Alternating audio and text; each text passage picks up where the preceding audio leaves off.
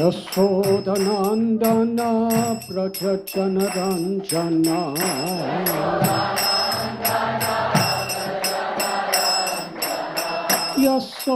Yasodhanandana Prajachana Ranjana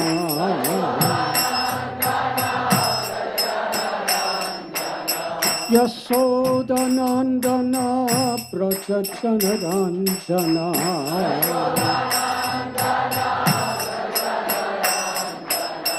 Jamuna Thira Panachari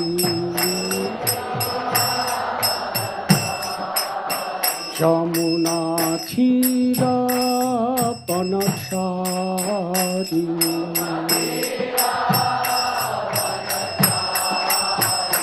Jaya Radha Madhava Kunja Bihari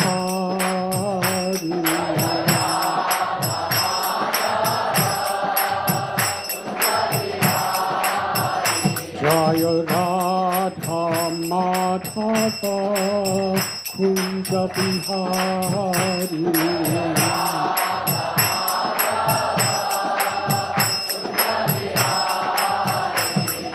Gopi Jana Vallabha Girivaradhari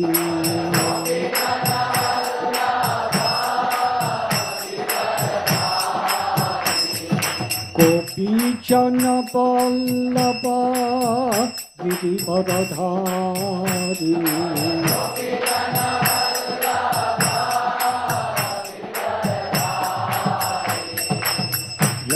Yasodhanandana Prajachana Ranjana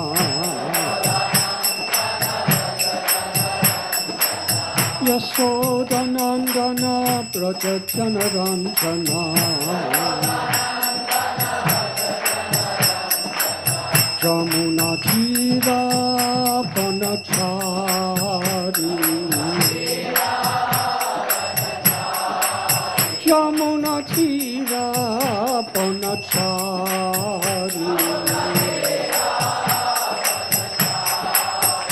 Jaya Radha Madhava Kunja Bihari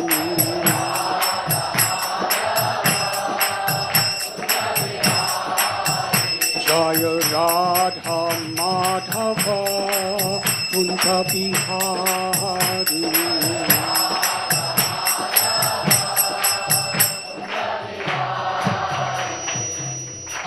Jayom Vishnupad Paramhamsa Parivrajakacharsha Astodhara Sutta Sri Srimad A.C. Bhaktivedanta Swami Srila Prabhupada Ki Jai ISKCON founder Acharya Srila Prabhupada Ki Jai Jayom Vishnupad Paramhamsa Parivrajakacharsha Astodhara Sutta Sri Srimad Srila Bhakti Siddhanta Saraswati Thakur Prabhupada Ki Jai Ananti Koti Vaishnava Vrinda Ki Jai Mahacharya Srila Haridas Thakur Prem Sukha Ho Sri Krishna Chayu Amira Prabhu Nana Sri Advaita Gadar Hara Shivasadi Gaura Bhakta Vrinda Ki Jai Sri Sri Radha Krishna Prabhu Shanti Radha Gopinath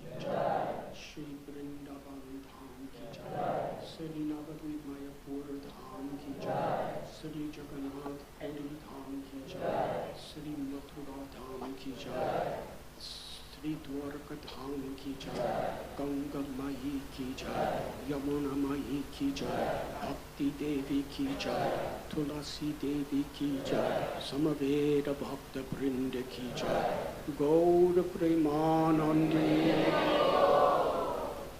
All glories to the assembled devotees. All glories to the assembled devotees. All glories to the assembled devotees.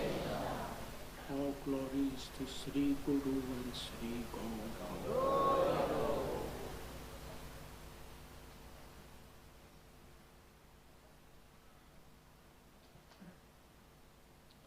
Before beginning, I am very happy and honored to welcome my very esteemed senior godbrother, Dayananda Prabhu.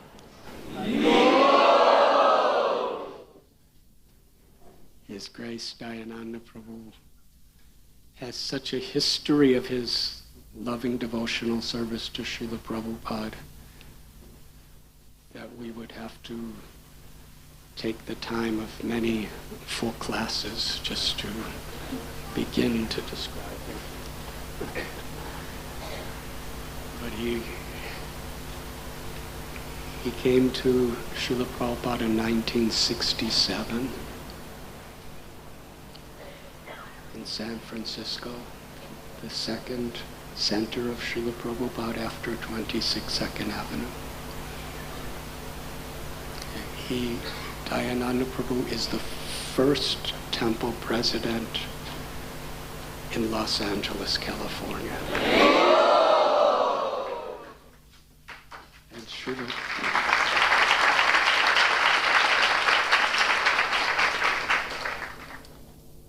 Prabhupada made New Dwarka, or Los Angeles, his national headquarters.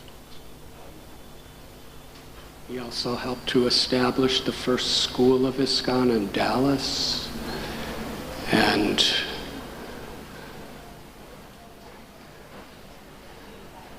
he helped to establish the first Sankirtan parties, book distribution. Is this special effects?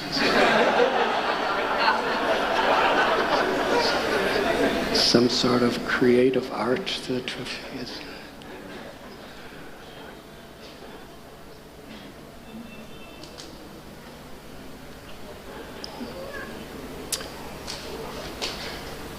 He was among the first devotees to go to Iran to begin the preaching there. He did so much service for Srila Prabhupada in India. And from my own personal experience, I met Srila Prabhupada first here in Mumbai, crossed Maidan in India, then again in Vrindavan.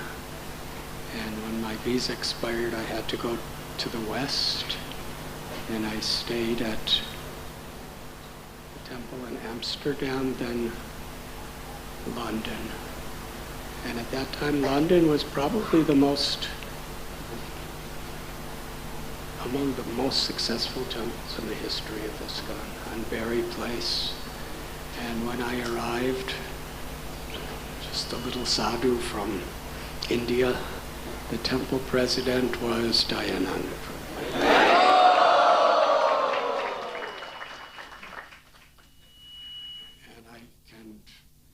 Very proudly say that under his directions, I washed pots.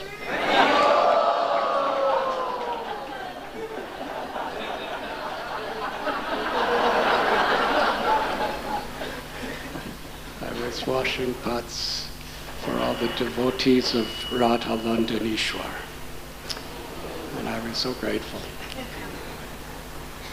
And he gave me so much time. And he was also later president of 26 2nd Avenue in New York City. He's written wonderful books. So let us welcome His Grace Dayananda Prabhu.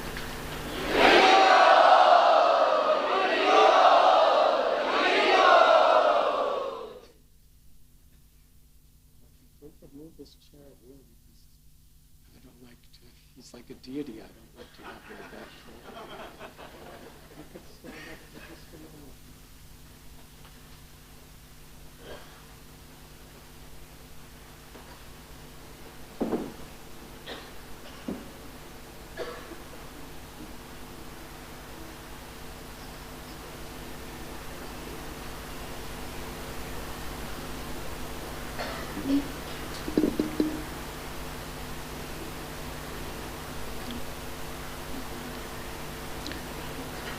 Om Namo Bhagavate Vasudevaya.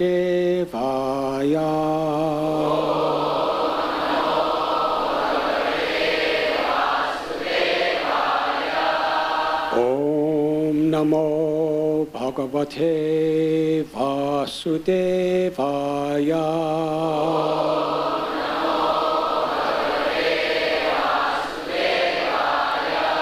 Om Namo Bhagavate Vasudevaya.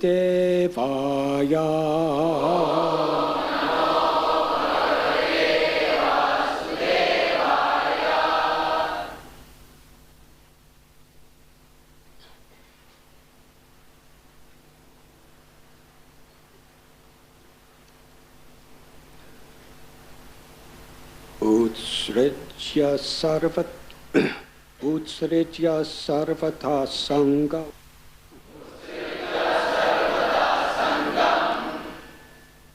Vigyatha jita samstiti Vayasakir jaho shishyo Gangayam swam kalevaram Utsritya sarvata sangam Vigyatha jita samstiti Vayasakir jaho shishyo Gangayam swam kalevaram Utsritya sarvata sangam Vigyatha jita samstiti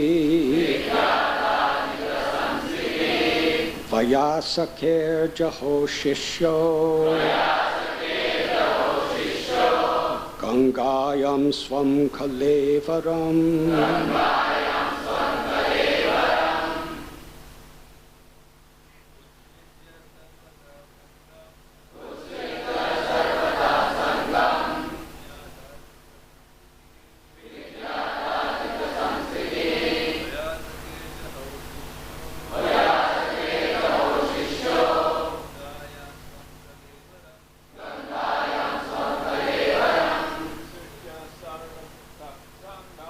Utsritya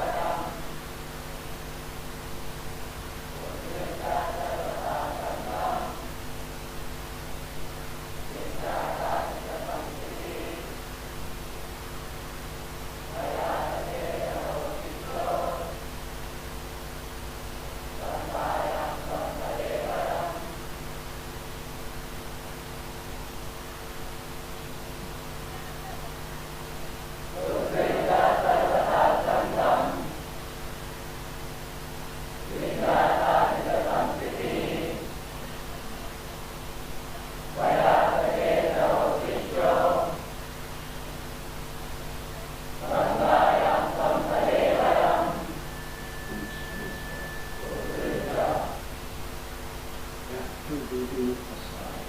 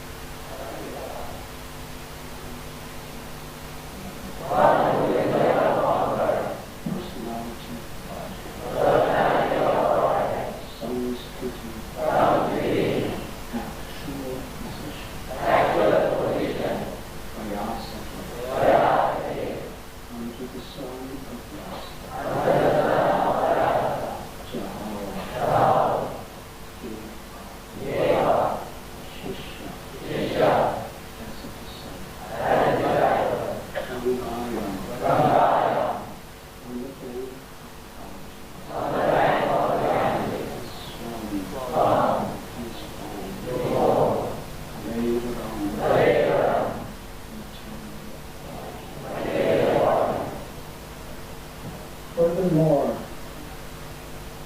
after leaving all his associates, the king surrendered himself as a disciple to the son of Yas, Shukadeva Goswami.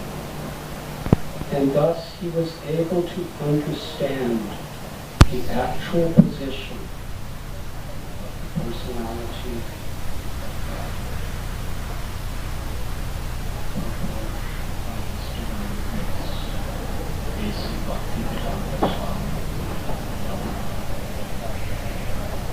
Could everyone hear?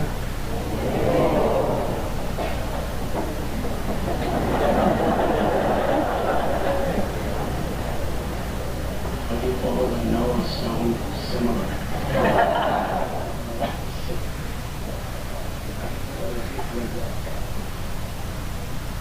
Could everyone hear?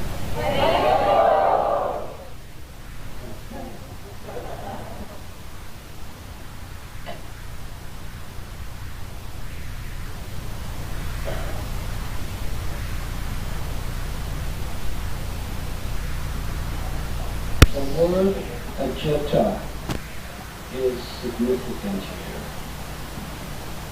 The personality of Godhead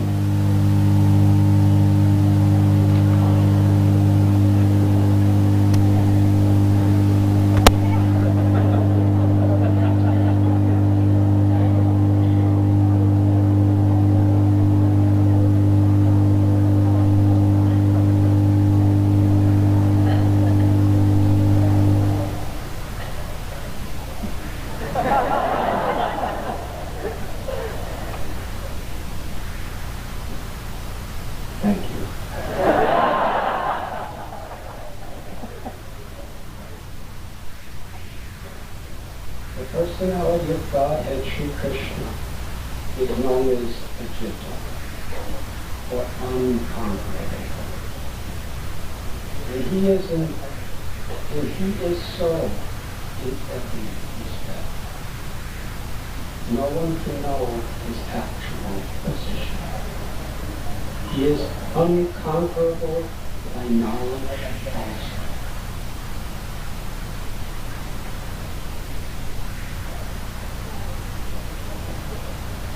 We have heard about his Dham, the place, eternal Goloka Vrindavan. But there are many scholars who interpret this abode in different ways.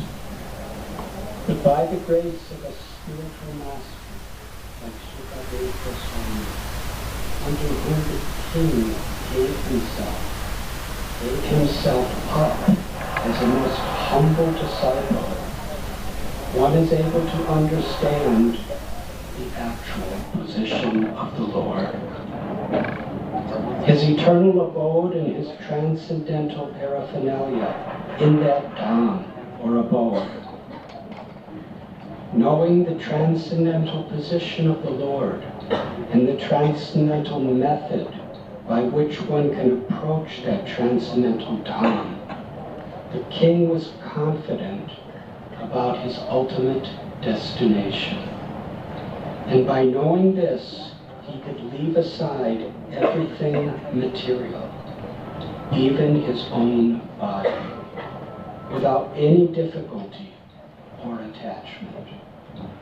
In the Bhagavad Gita, it is stated, Param Drisva Nivartate. One can give up all connection with material attachment when one is able to see the Param, or the superior quality of things. From Bhagavad Gita, we understand the quality of the Lord's energy that is superior to the material quality or energy.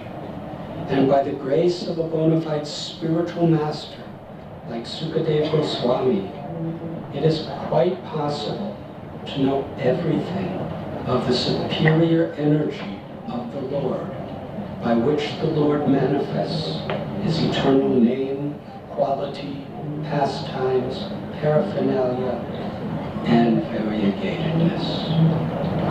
Unless one thoroughly understands the superior or eternal energy of the Lord, it is not possible to leave the material energy. However one may theoretically speculate on the true nature of the Absolute Truth. By the grace of Lord Krishna, Maharaj Parikshit was able to receive the mercy of such a personality as Sukadeva Goswami. And thus he is able to know the actual position of the unconquerable Lord. It is very difficult to find the Lord from the Vedic literatures, but it is very easy to know him by the mercy of a liberated devotee like Sukadeva Goswami.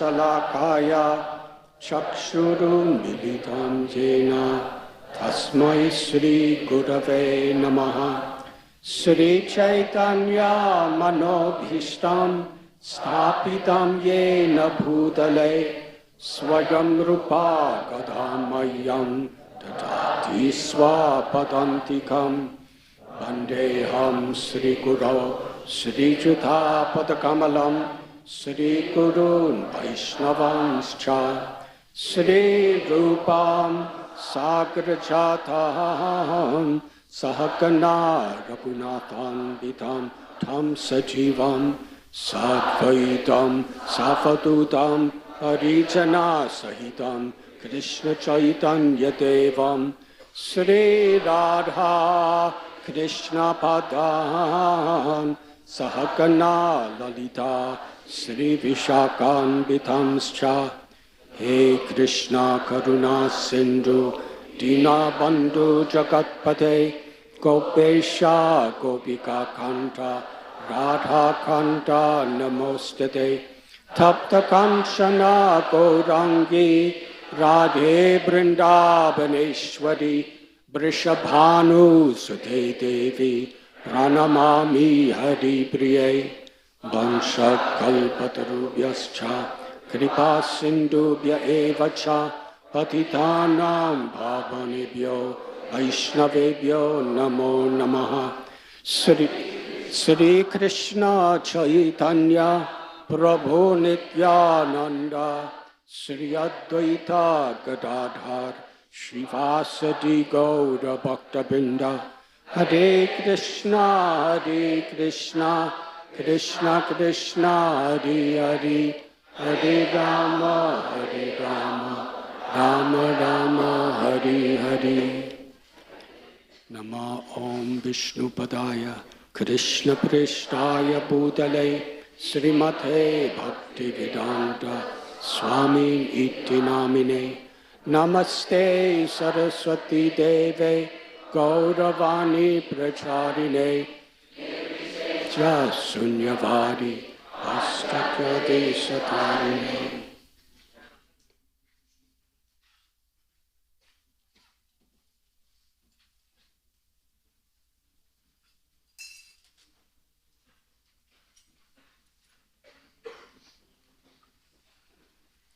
Hare Krishna. We are reading today from Srimad Bhagavatam, Canto 1, Chapter 18, entitled Parikshit Cursed by a Brahmin Boy, text number 3.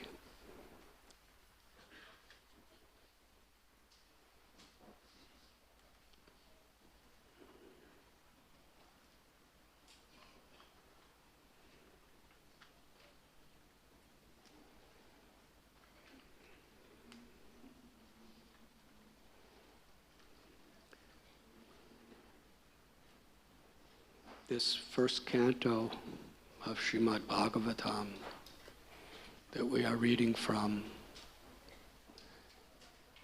has a very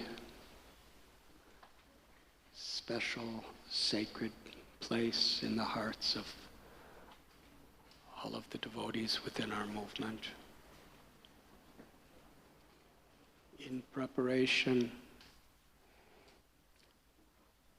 to carry out the instruction, the appeal of his spiritual master, Srila Bhakti Siddhanta Saraswati Thakur Prabhupada,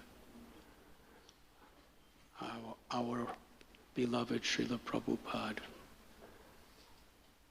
translated and compiled purports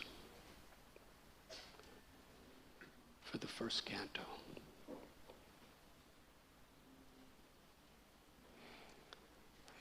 Srila Prabhupada, after he established our movement, he traveled all over the world. I believe approximately 12 times he circled the world. And we know that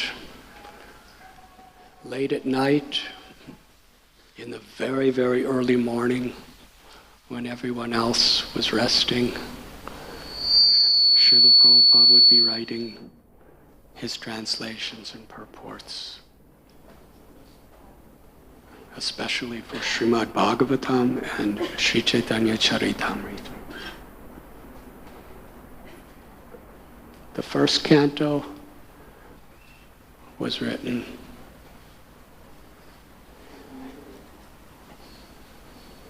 in certain ways as a foundation for the coming of his movement. It was written at the Radha Damodar temple in Sri Vrindavan Dham, beside the Samadhi and Bhajan Kutir of Srila Rupa Goswami and Srila Jiva Goswami. The place of the meeting of the 6 Goswamis. The place where Sri Jiva Goswami established a library of the writings of the original followers of Sri Chaitanya Mahaprabhu. It was there that Radha Damodar arranged for Srila Prabhupada to spend several years preparing for taking this message across the world for the first time in history.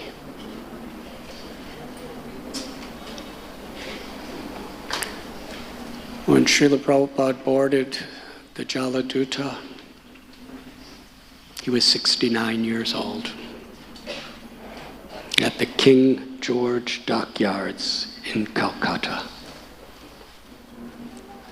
After going to Sri Mayapur Dham and taking the blessings from the Samadhi of his Guru Maharaj, going to Shantipur Dham and taking the blessings of Sri Advaitacharya, who cried, performed tapasya, and prayed constantly for Lord Chaitanya to come to this world.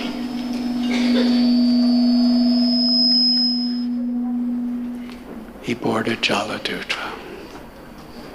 It was going to be 38 days crossing oceans and seas. He only had a few rupees. He didn't know anyone. Jaladuta went south in the Bay of Bengal into the Indian Ocean, crossed into the Arabian Sea, went north to Cochin in Kerala. And there, several wooden crates containing the first canto of Srimad Bhagavatam were loaded on the Jaladuta.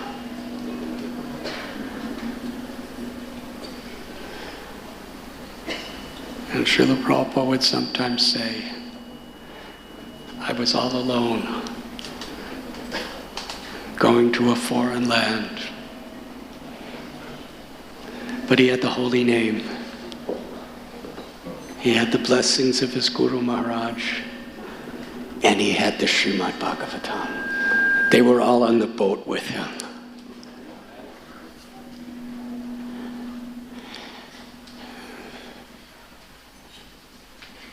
We know in the Arabian Sea he had 2 heart attacks, he had seasickness. So many challenges Krishna put before him.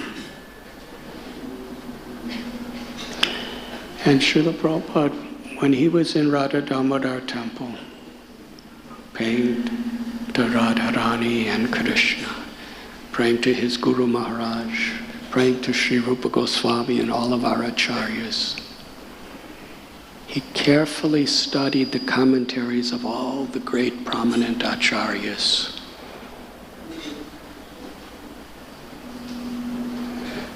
And in this holy place of Seva Kunj, where Ras Leela takes place,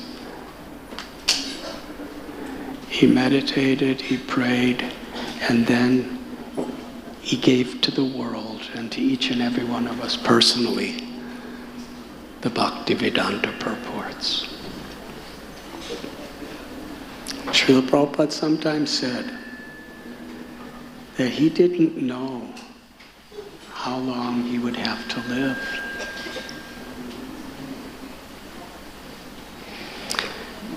He said, so I put everything that is required to know to go back to Godhead in this publication of the first canto of Srimad Bhagavatam. And when Srila Prabhupada, of course, he went to Butler, Pennsylvania, and if you read letters between Srila Prabhupada and Sally Agarwal, most of those letter exchanges were about what to do with all the Srimad Bhagavatams. Because she was helping Prabhupada, because he wasn't how America works. She was teaching him. And, and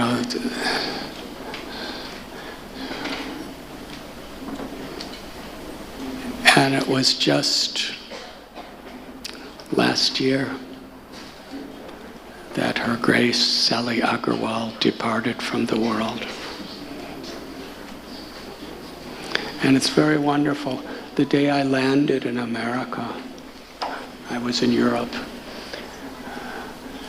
A devotee picked me up at the airport in Chicago. And not that far from Chicago is Madison, Wisconsin. And that is where there was a memorial service for Sally Agarwal being organized by her daughter, who Srila Prabhupada was playing with when they were little children.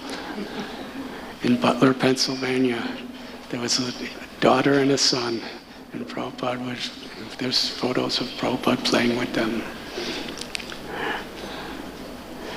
And Sally Agarwal's daughter said that my mother wanted Srila Prabhupada's devotees to lead the memorial service, to preside at the memorial service for my mother. She never formally converted from Christianity, but she loved Srila Prabhupada. Maybe more than many of us.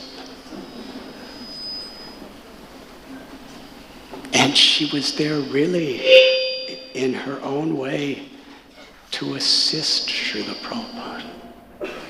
She considered him the most wonderful, enlightened person she ever met.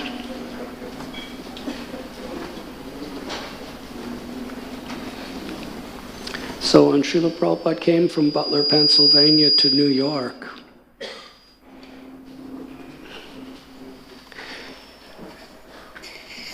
if you read in his diary, he was going to bookshops in Manhattan trying to get the booksellers to sell the Srimad Bhagavatam.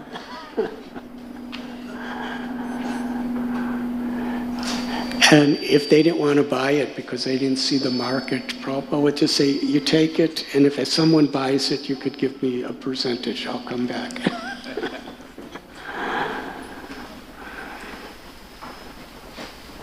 In this way, this first canto of Srimad Bhagavatam, which was at that time it was in 3 volumes, was such a sacred and important part of Srila Prabhupada establishing the foundation of ISKCON.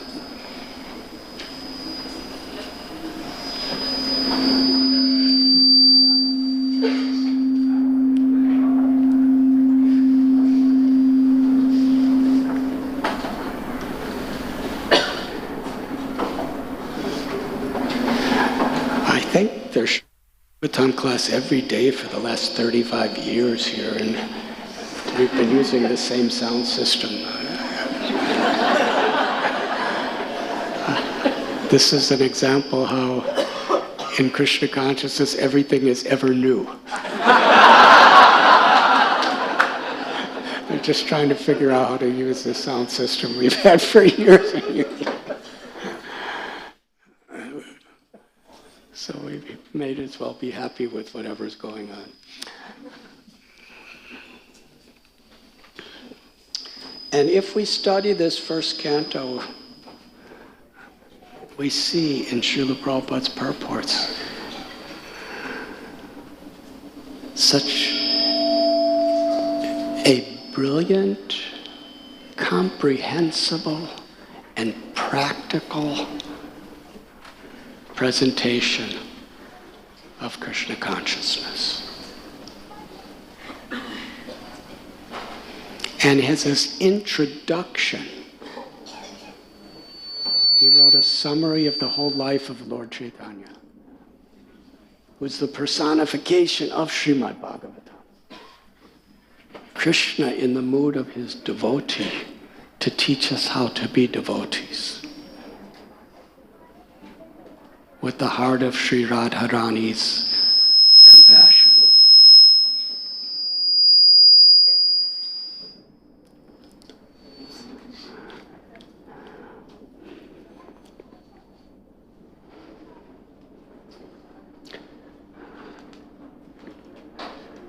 In today's verse and purport, we find the Emperor of the world, Maharaj Parikshit,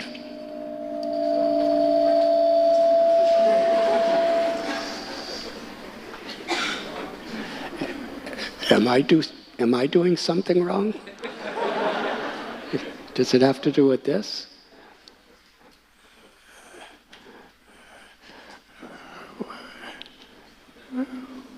What does it have to do with? Okay, you've given me a subject to speak about. The Lord's inconceivable energies. Thank you. That's very much this topic. Srila Prabhupada is describing Krishna as Ajita. He's unconquerable. And he's also inconceivable.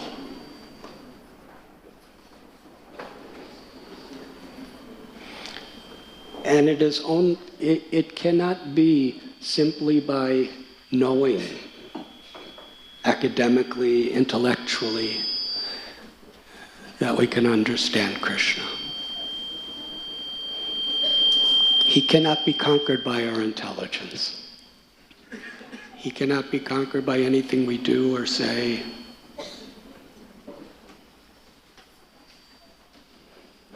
Yeyatamam prapadyante tam stataiva bhajamyam. Krishna reveals himself according to how we surrender. Daiviheshu gunamayi mama maya duratyaya. Maya is supremely powerful. There is no possibility of a conditioned jiva to come out of Maya by its own strength.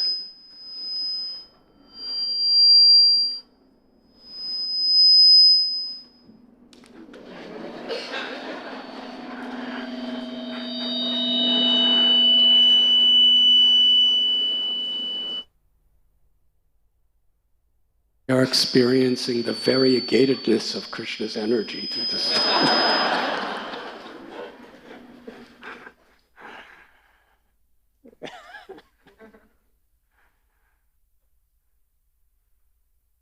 I'm not going to ask if you can hear because it seems that only complicates things.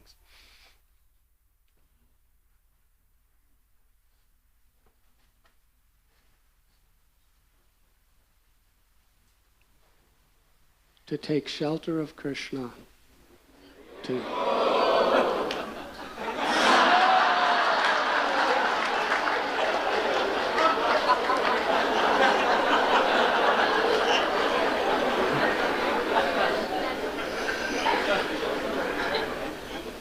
Thank you.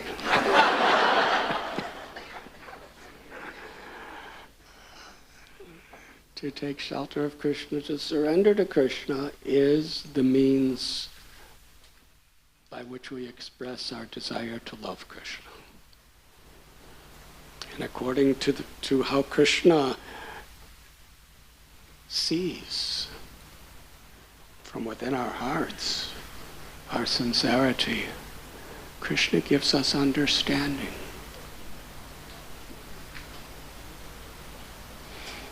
And this particular section of Srimad Bhagavatam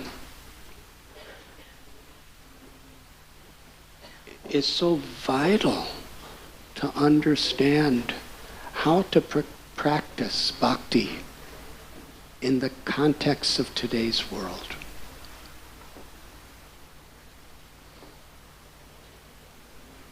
There are so many troubles, so many challenges, so many disappointments, so many limitations, so many pollutions, so many reversals, so many things we really can't understand. Kaleradosa nide rajan. The Bhagavatam tells that this age of Kali is an ocean of faults.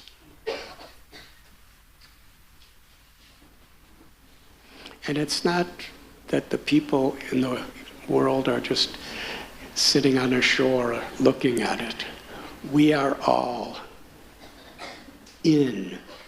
submerged in an ocean of faults. That's life in Kali Yuga.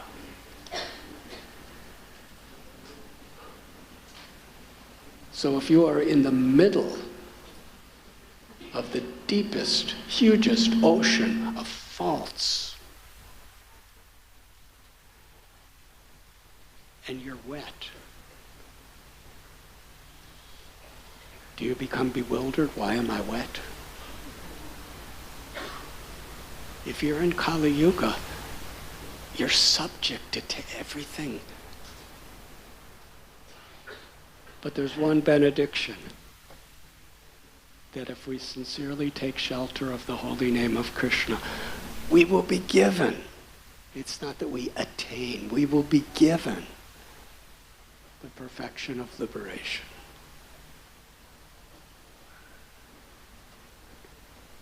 So we could find excuses, justifications, we can criticize, we can question, our own faith and what people are saying, because we're wet with the faults of Kali Yuga all around us. If we choose to do that, we remain there. Or we could focus our attention on Param Drištva Nivardhan, Param Vijayate Sri Krishna Sankirtana. The prime benediction for all humanity, that Krishna has descended in his holy names. The Srimad Bhagavatam declares when Krishna left this world, everything was cast in the darkness of Kali. But then Krishna he incarnated in the form of Srimad Bhagavatam to give light. So in all the problems that are here, personally, collectively, looking at the world, and some of them very difficult,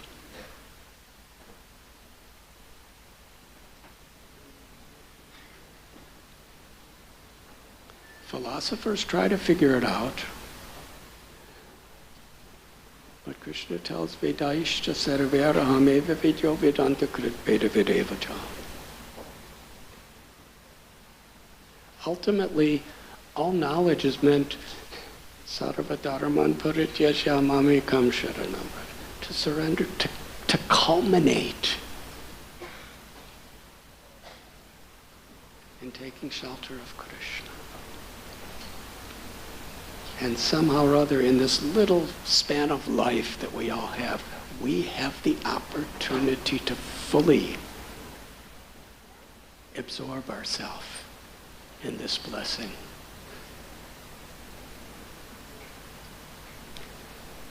That is why Srila Prabhupada crossed oceans, endured strokes and heart attacks, and had to endure us, all of us, and all of our troubles, to give us this blessing, to give us this chance.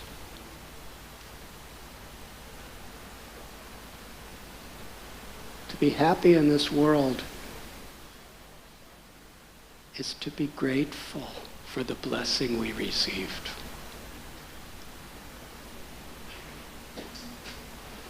No need to be surprised by the miseries and the confusions and the quarrels and the hypocrisies of Kali Yuga. It's there. There's every reason to get depressed and angry and confused. But a devotee focuses on the gratitude of the blessing that we have received. Because actually in our own lives, that blessing is infinitely more powerful than Maya. Because it's Radharani and Gopinath's blessing. Maya Adhyakshena Prakriti Suyate Sacharacha.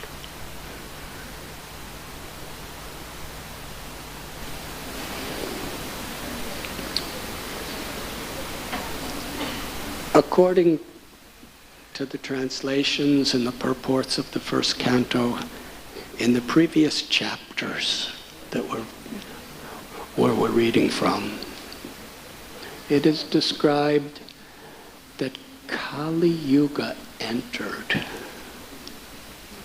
at the time of the Battle of Kurukshetra. But because Krishna was here,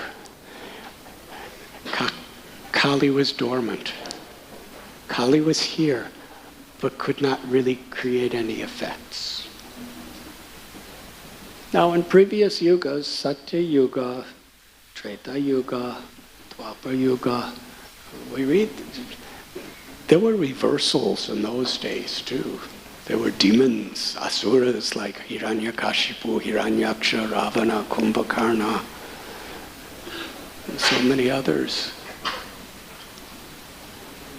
But still the predominating energy, they were trying to interfere with that energy, but the predominating energy in Satya Yuga was goodness, longevity of life, brilliant memory, natural inclination toward piety. And the society at large was very, very much dedicated to sustaining an atmosphere of purity and enlightenment. It diminished in Treta Yuga, diminished in Dwapara Yuga. But in Kali Yuga, the personification of Kali means the all-pervading energy is going to be quarrel and hypocrisy and religion being irreligion and irreligion being religion. Exploitation of the earth, exploitation of other living beings who are Krishna's children, exploitation of each other, exploitation of our own life by plundering it with so many distractions.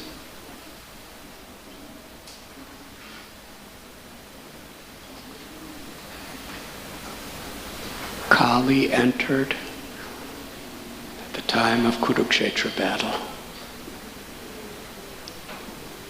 We're just waiting for an opportunity. Kali was here, just waiting for that opportunity to strike. Couldn't do it when Krishna was here.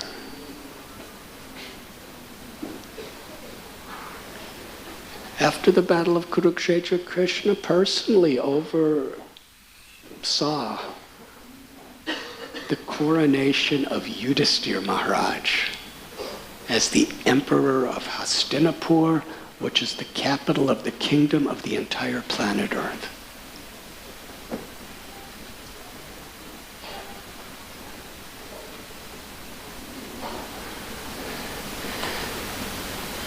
We read in Mahabharata,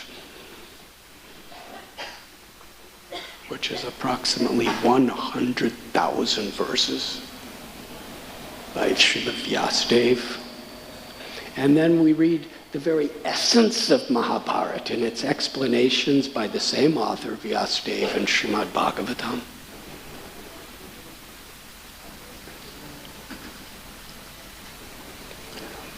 All of the difficulties that Yudhisthira and his brothers, the Pandavas, had to endure.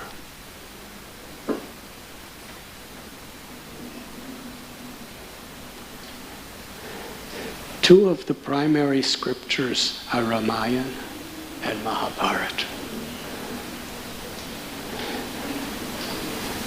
A primary theme in both scriptures is the troubles that the good people had to endure.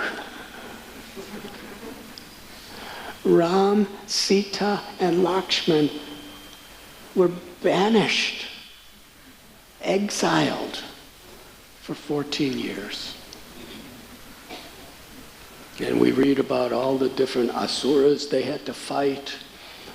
They lived wearing tree bark. Lakshman hardly slept. From the beautiful royal opulence of Ayodhya, they were living under trees, on the ground, eating roots.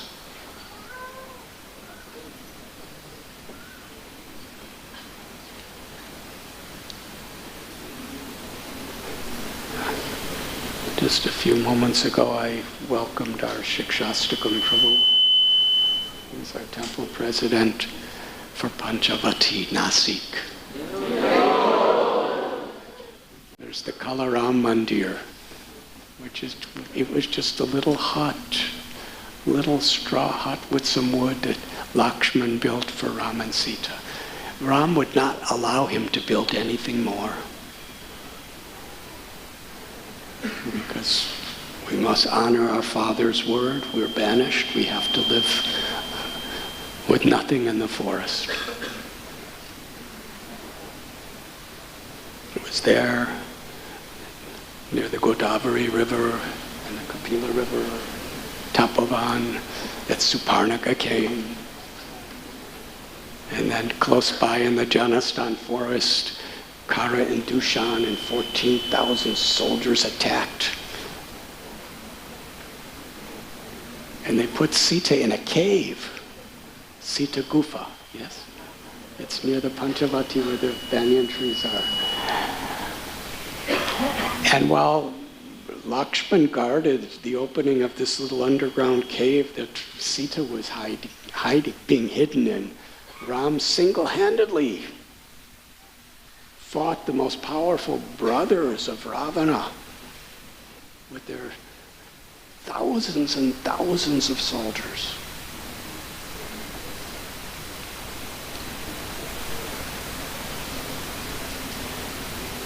And then Maricha came. Yesterday, His Holiness Bhakti Dear Damodar Maharaj was here, yes, and he gave the example of how Maricha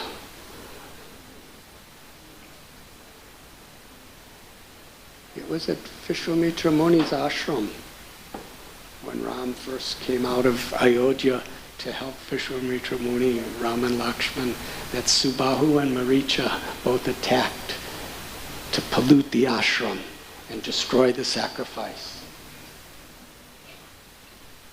And Vishwamitra Muni told Ram, you please remove them.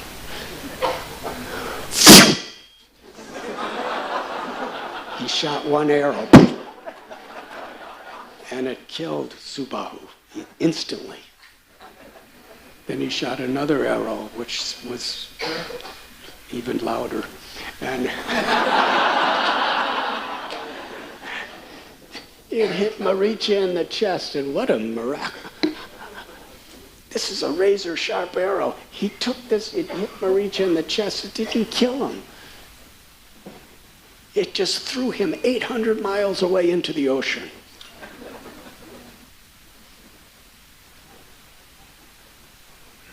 So Maricha, after seeing Ram and experiencing his friend dying and Maricha was an extremely powerful Rakshasa with all sorts of mystic potencies.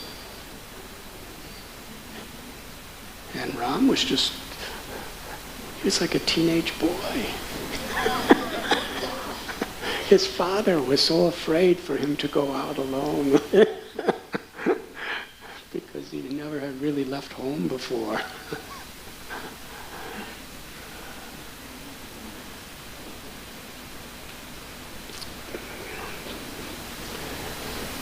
When Suparnika told Ravana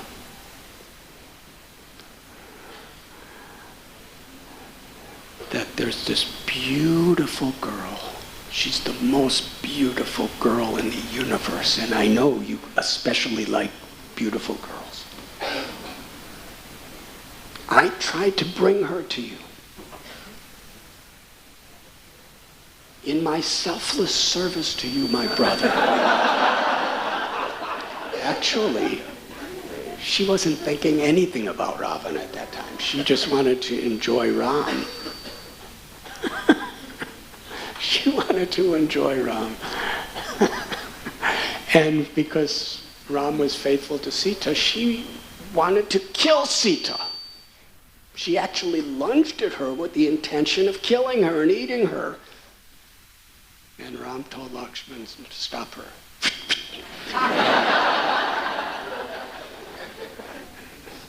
Actually, the sound was Nasik.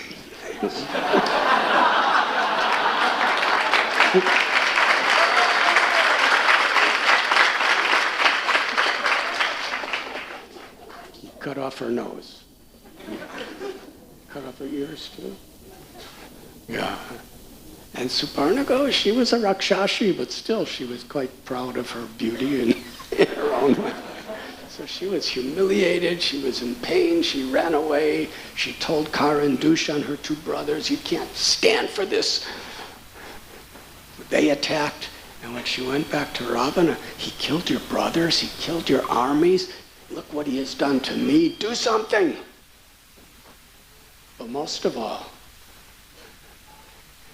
you'll really enjoy Sita. So Ravana went to Maricha with this plan to become a golden deer, to distract Ram and Lakshman away from Sita so that he could abduct her. Maricha said, who?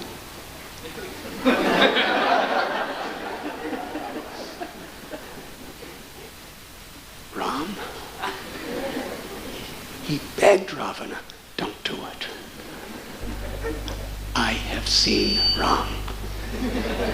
In fact, I can't escape Ram.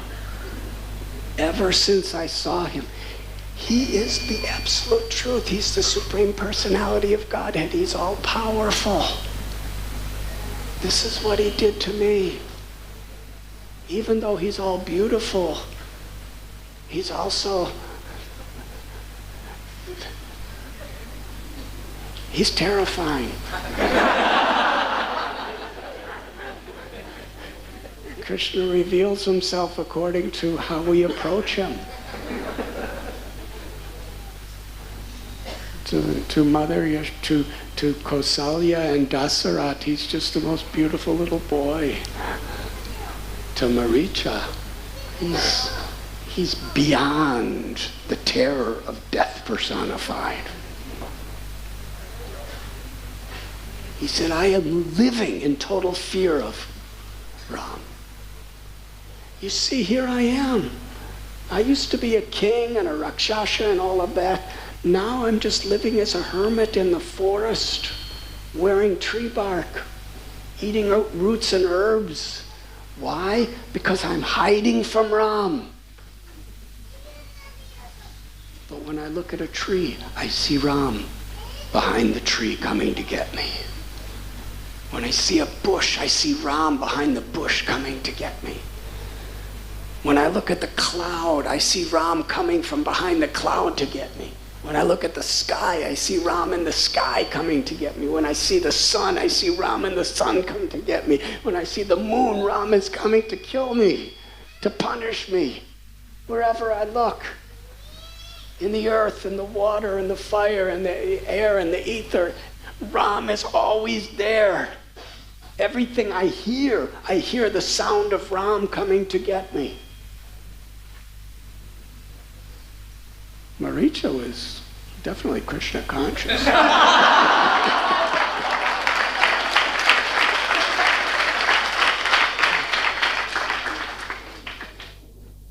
Kamsa experienced that realization also.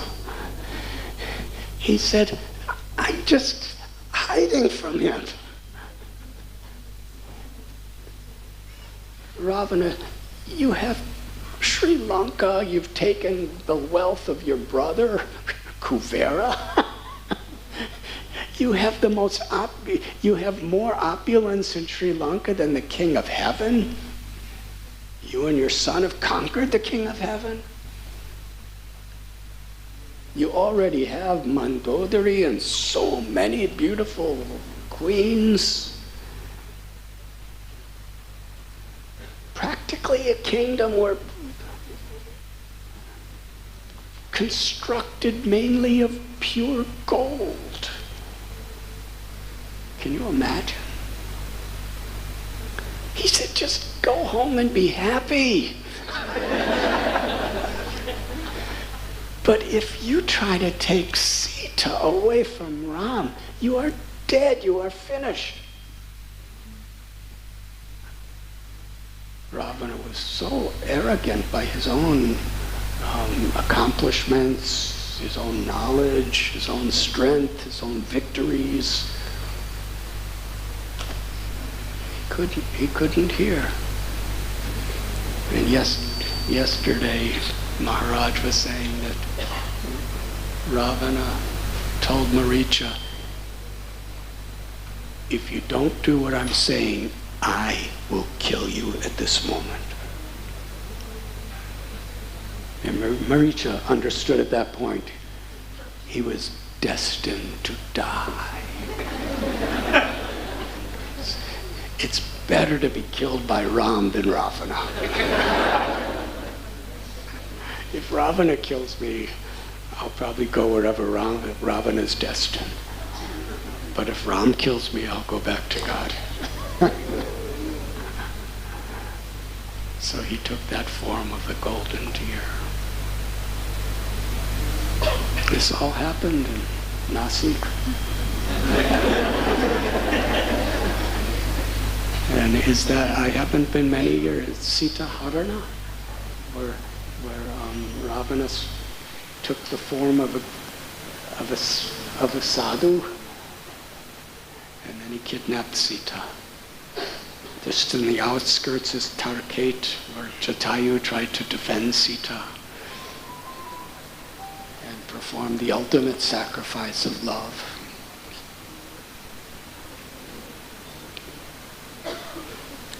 When Rama and Lakshman returned and found Sita gone, they were searching everywhere.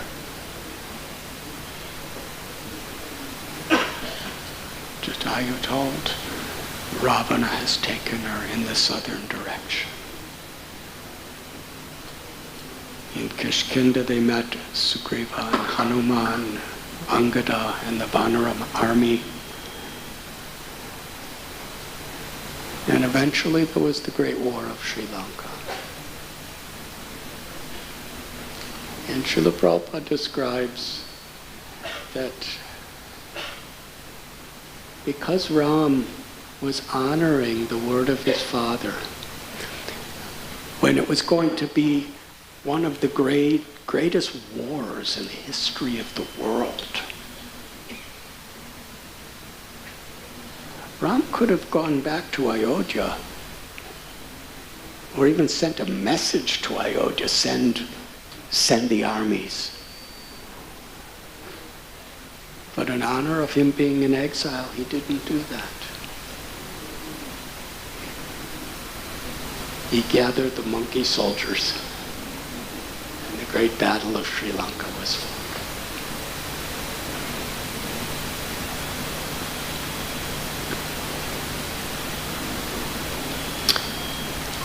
And that was a previous yuga. So Krishna, when he was performing his wonderful pastimes in this world, Kali had no place, just waiting and waiting. After Yudhisthira Maharaj was coronated as king,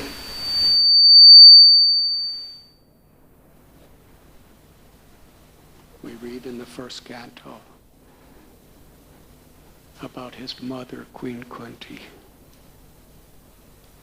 who actually suffered the maximum of everybody through all of that.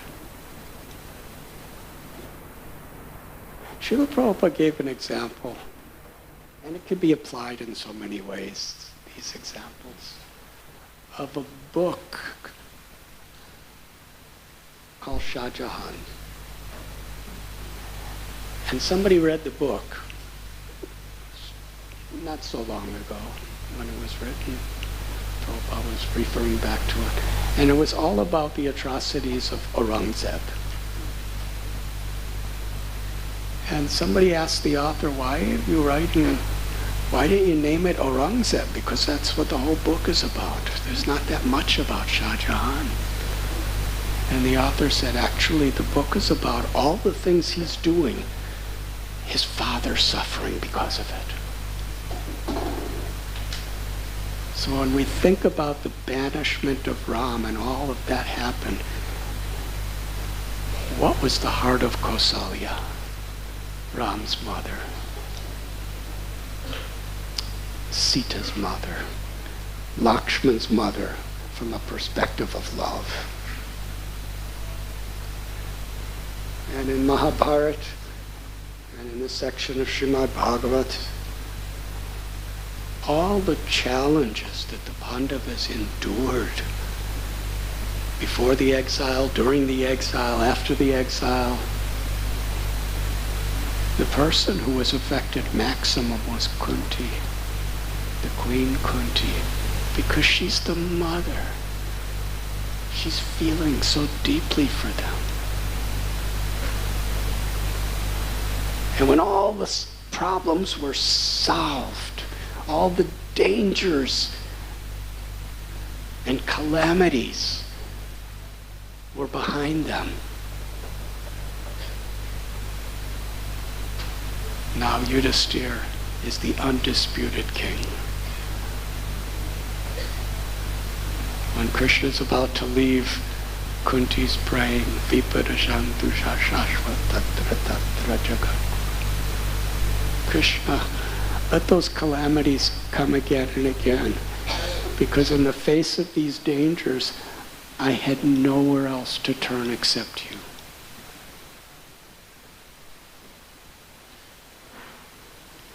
And in remembering you, I'm seeing you. And in seeing you, I'm not seeing, I can be free from birth and death.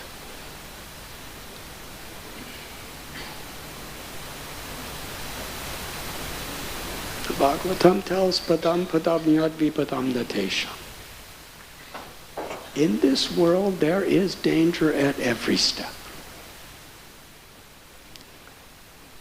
And it's not that it's like that for the devotees, and it's like that for everyone except devotees. It's like that for everyone. The world.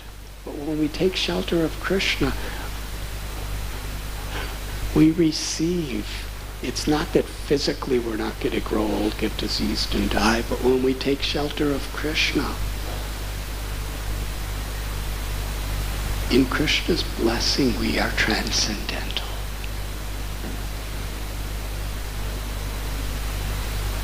So in that sense, a devotee doesn't ask for miseries,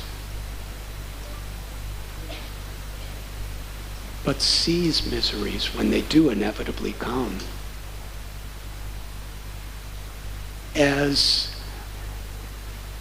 like a signboard directing toward the mercy of Krishna. The signboard doesn't take you there, but it does show us where to go.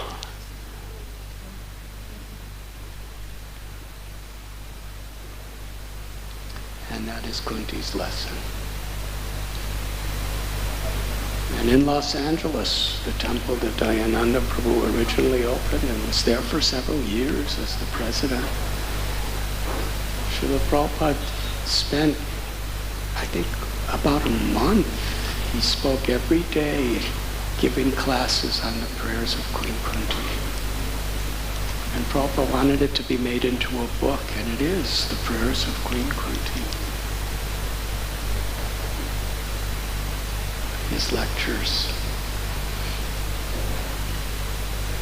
even tape recorded, and it's always been one of the very popular recordings of, one of the very well-known recordings of Srila Prabhupada, where he's just reciting the Sanskrit of the prayers of Queen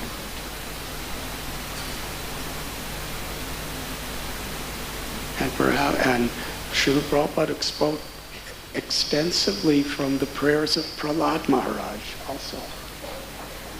And they're both in the context of great tribulation and challenge.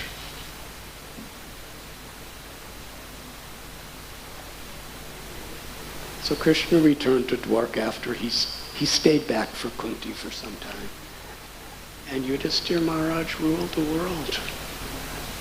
And he's Dharmaraj.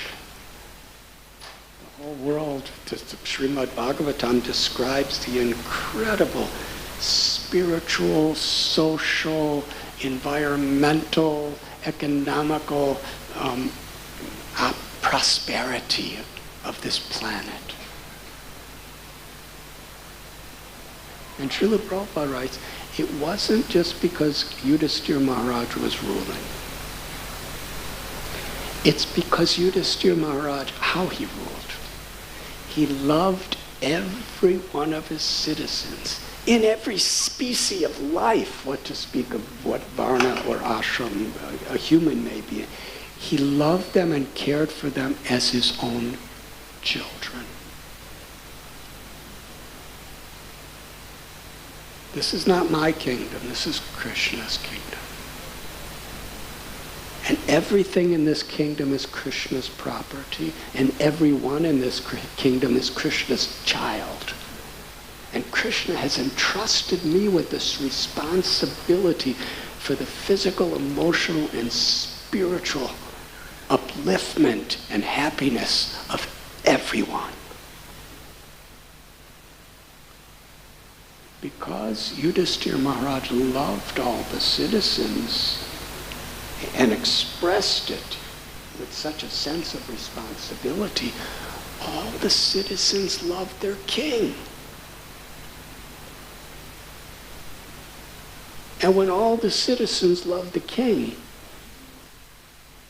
and they see how the king loves all the citizens, then naturally all the citizens love each other. That's mathematically consistent, I think.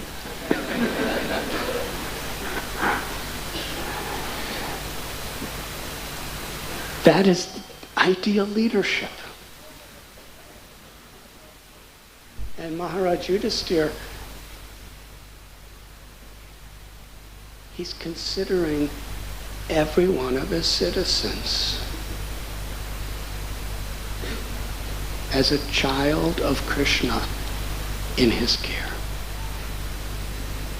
And in this way he brought justice to the wicked and protected the innocent.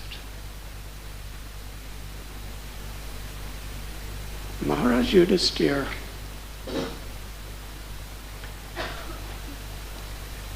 was so dear to Krishna.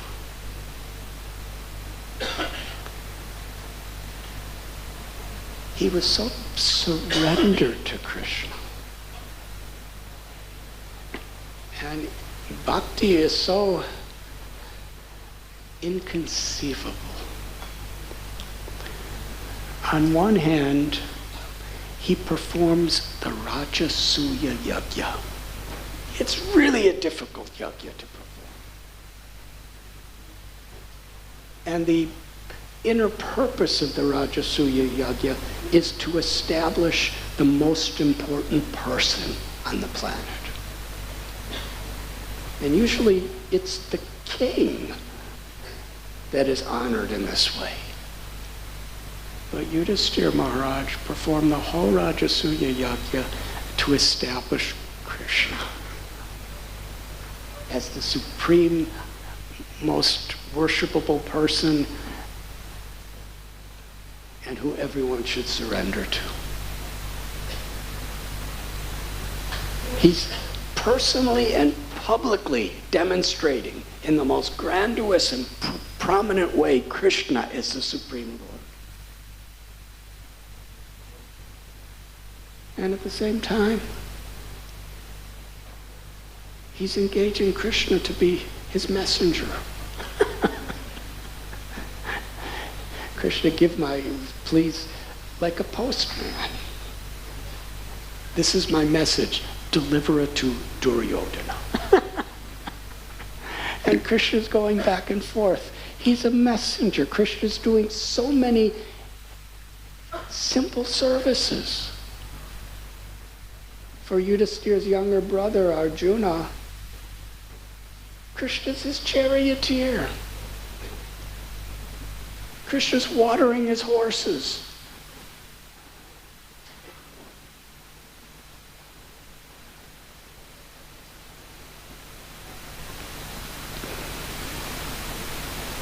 Srimad Bhagavatam tells,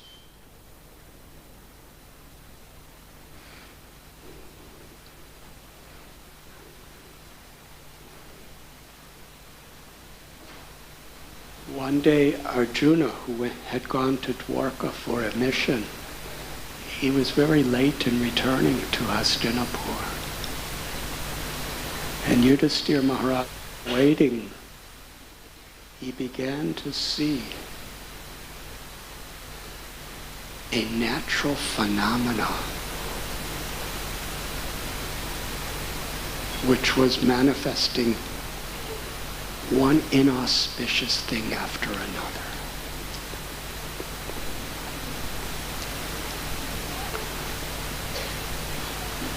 This type of inauspiciousness in nature cannot exist in the presence of Krishna.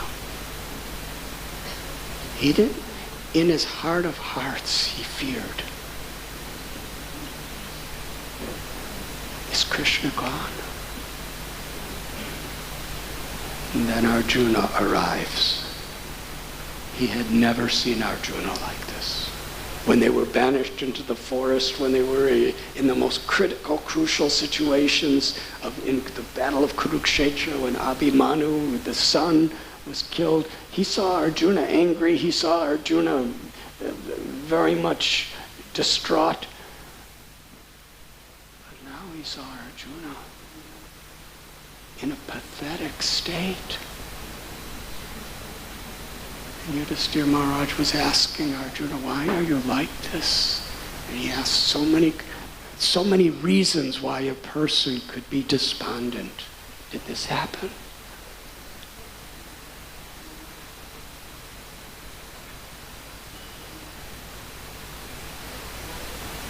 And Arjuna explained.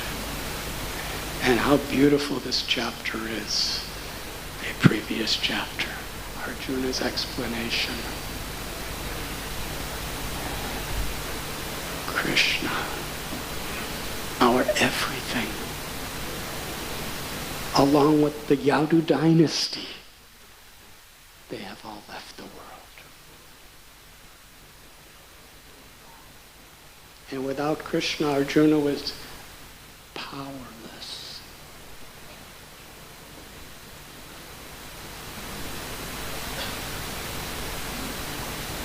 But then Arjuna began to remember the instructions of Krishna in the Bhagavad Gita, and he actually felt Krishna's presence again and restored his strength.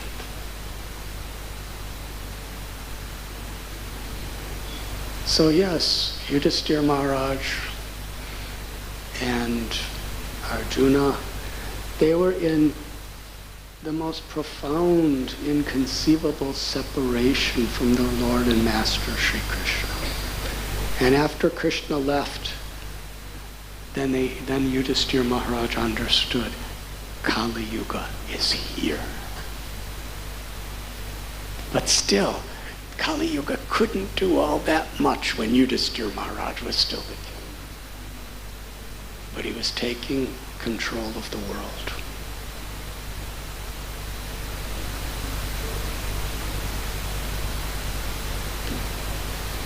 Yudhisthira Maharaj decided, my grandson, the son of Abhimanyu, who was the son of Arjuna,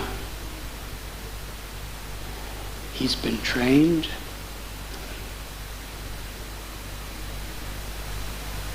and he's been blessed in every way. He's qualified to be the king.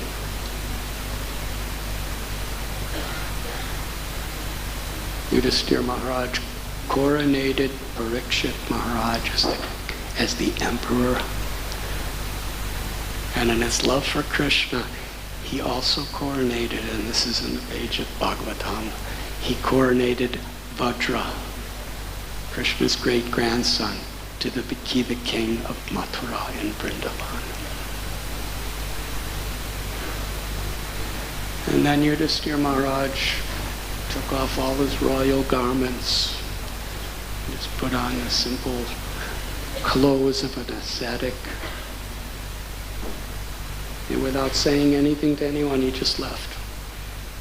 He entrusted the world in Parikshit Maharaj's responsibility, and he knew he was equally qualified.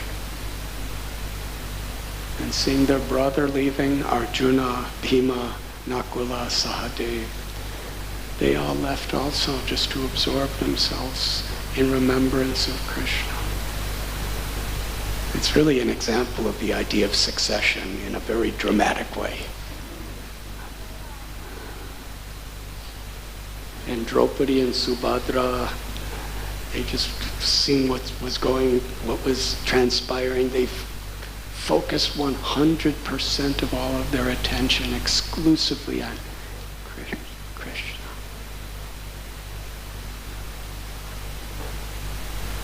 Vidura had left the world in Prabhas Kshetra. And here, Srila Prabhupada writes in a purport, this is very special to understand. We're seeing the context that Kali Yuga is starting to appear everywhere. Influence and effect of the age of quarrel and hypocrisy. Krishna has left the world. Were those the reasons that Yudhisthira Maharaj gave up his kingdom and went to the Himalayas?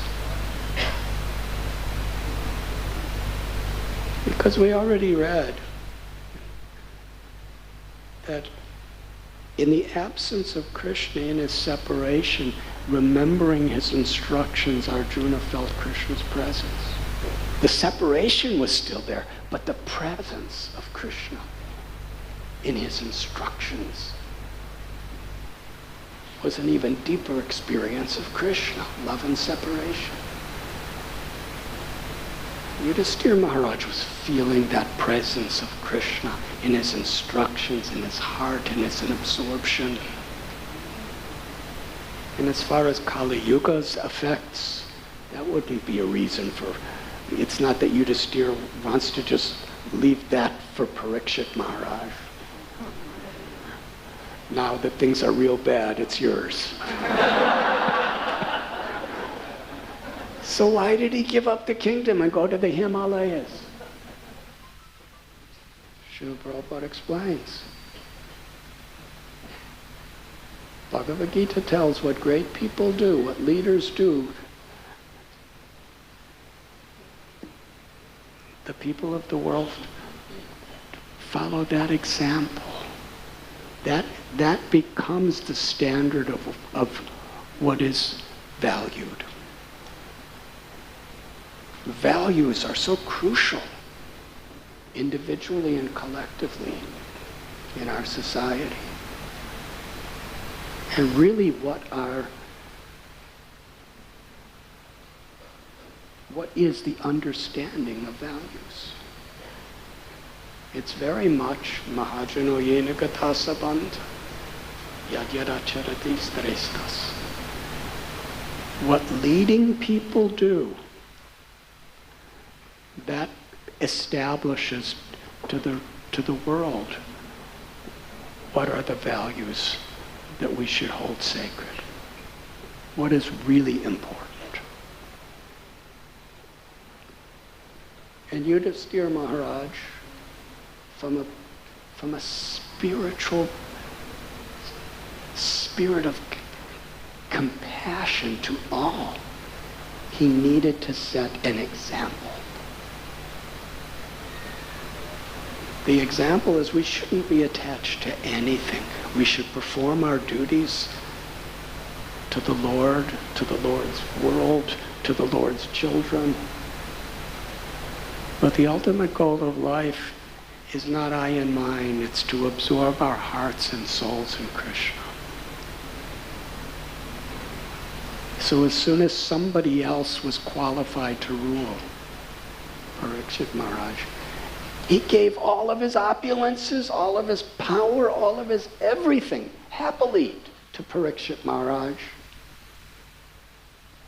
to show the world for all time to come that whoever we are, We shouldn't be attached to our position. We shouldn't be attached to our role, either when we're performing it or after we leave it behind. We should simply be attached as being the servant of the servant of the servant of Krishna. He wanted to set the example of the world.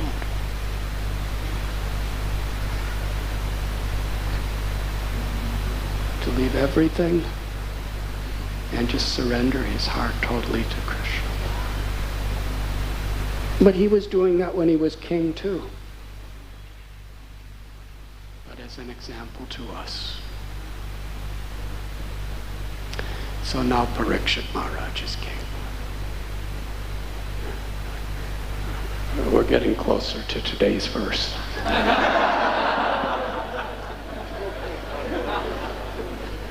Sorry. I don't know if you're hungry or I should stop or what, but I'm going to continue for some time.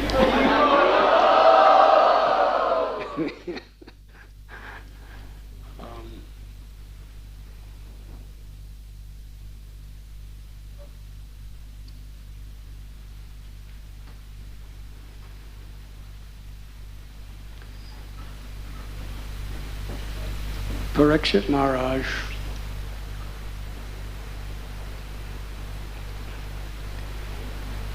his goal of being king, like Yudhisthira Maharaj, was that everyone be Krishna conscious.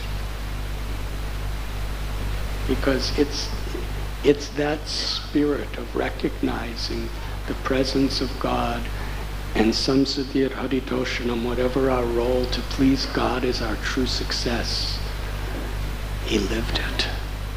He taught it. He facilitated that culture. The world was peaceful.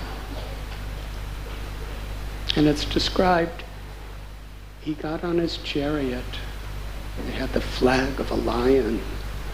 And he went to travel around the world because he heard that there were some problems in Dharma in certain places. So he wanted to go. And the Srimad Bhagavatam, it says he went to conquer all opposition. But Srila Prabhupada is explaining that everything was already conquered. He actually traveled around to conquer adharma. Because, it was Kali Yuga, and Kali's effects was creeping in. Kind of behind his back, as far as possible. It's described at that time that Dharma took the form of a bull. Dharma is the personification of religious principles. And he was together with Mother Earth, Bhumi, who took the form of a cow. When they met together, they recognized the pathetic condition of the other. Dharma was standing on one leg and trembling. 3 legs were not there. He was in great suffering. And yet Dharma is asking Bhumi, the cow, why are you crying? You look so very miserable. Why is it that you're crying? And so many verses where he's inquiring for possible reasons why she's in such a sad state. Because Mother Earth, in the form of cow, is actually everybody's mother on this planet.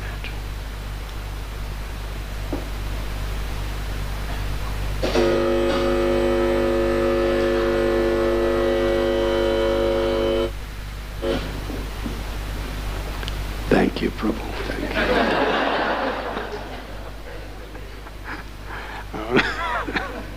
I think they saw some people falling asleep.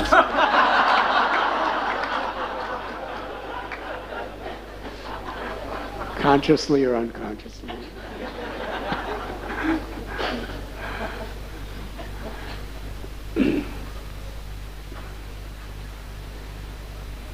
So Mother Earth and Dharma was seeing the children of Mother Earth, the resources of Mother Earth were being exploited. And it's very interesting because in the 10th canto we find when there were so many powerful, greedy, arrogant kings like Kamsa or Jarasandha.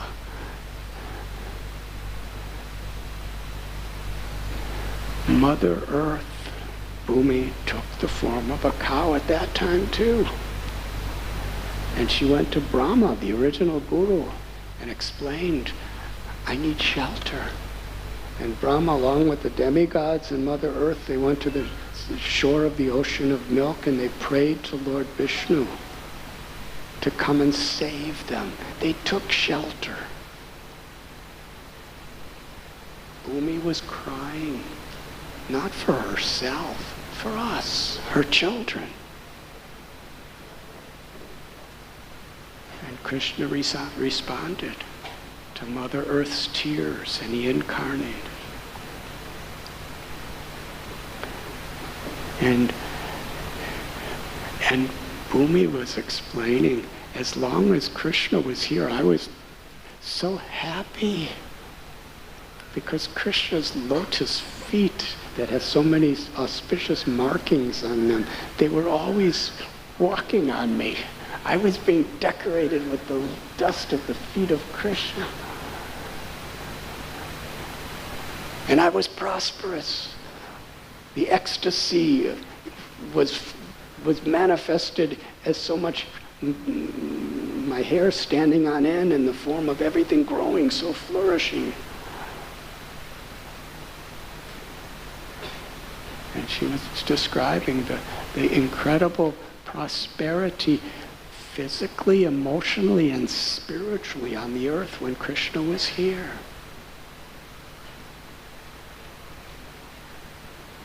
But after Krishna left, Kali took control.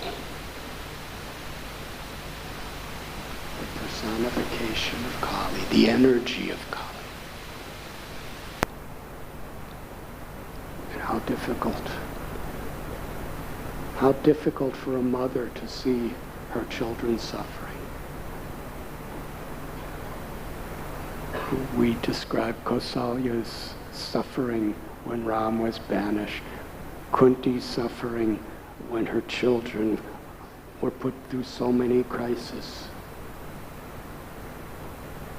And here's Bhumi, our mother, the mother of humanity and all species, including the plants and the trees who are little spirit souls.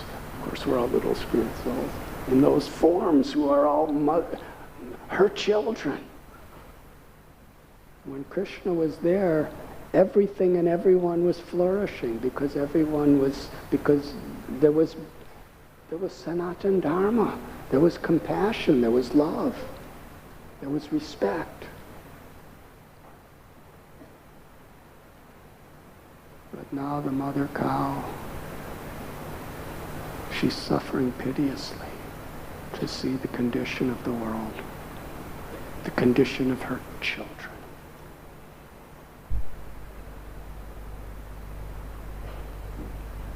She's unable to even supply for her own children. How much that must hurt a mother's heart. You see your child in a condition, there's nothing you could do. Because this energy is preventing us. So they're having this discussion. And meanwhile, Parikshit Maharaj comes on his chariot, touring the world. He comes to the bank of the Saraswati River, and he sees a bull with 4 legs cut off, wobbling on one leg. And he sees a cow, and he sees this vicious, cruel person who's dressed in the garments of a saintly king.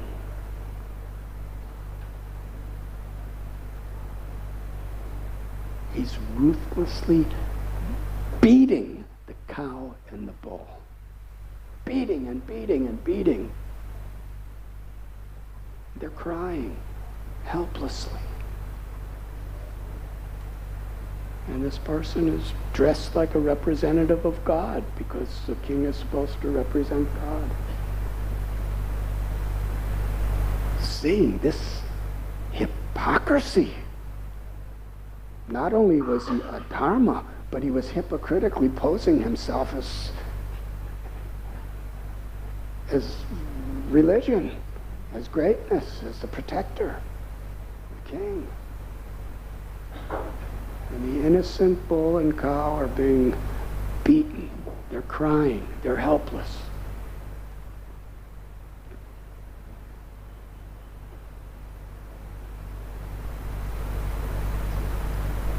Parikshit Maharaj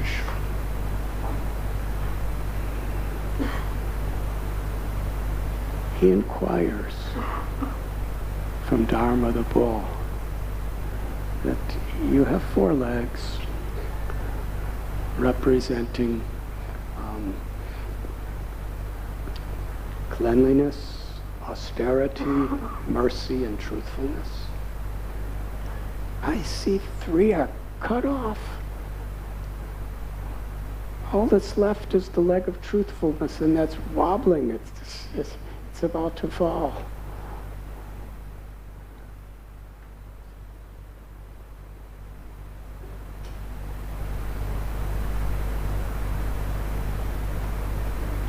He's asking, tell me, who is the miscreant that's doing this to you? And Dharma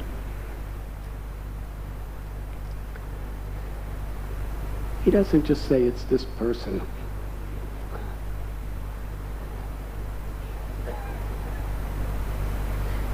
He describes that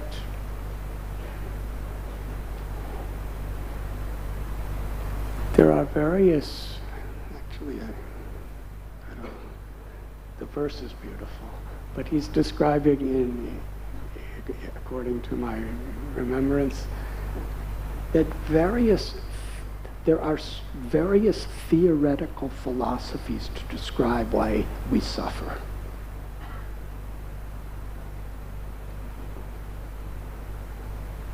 Some say that suffering is in this world because it's our fault. Because what I have done, I have to suffer. Other people say it's because of the very super powerful people who make us suffer. Other philosophers say it's because of nature. Nature's to blame. It's causing us to suffer. And to expand on it, some people say it's because of God. It's God's will that we suffer. And all of these different things, why do good things happen to bad people? Why would a loving God want the people he loved to suffer? And because all of these things are very difficult to understand, there's so many arguments and so many logical, philosophical, scriptural ways of trying to explain why people are suffering.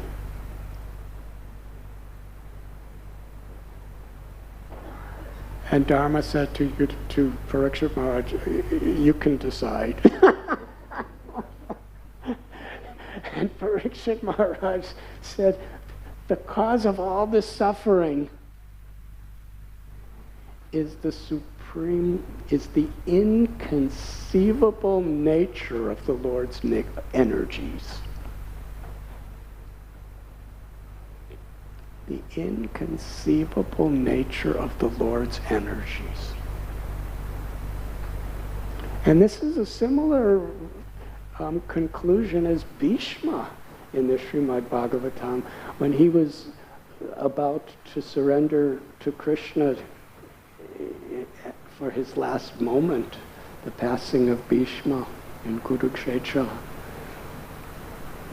He was asking this question as he was looking at Krishna and talking to Yudhisthira and the Pandavas. Why you Pandavas had to suffer so much? Why your mother had to suffer so much? You're so pure. You're the embodiments of Dharma. All you wanted to do was serve the Lord and love the Lord. Why did you have to suffer so much? And Bhishma, the great Mahajan, he said, it's inconceivable time. More or less the same answer as Parikshit Maharaj. We can't understand these things on an intellectual level. The brain has no capacity. The intelligence, the mind has no capacity. We can just get a direction. It's inconceivable.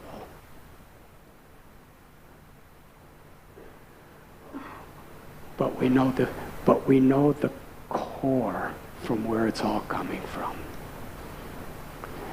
Forgetfulness of Krishna. There are so many instructions in the Vedic literatures.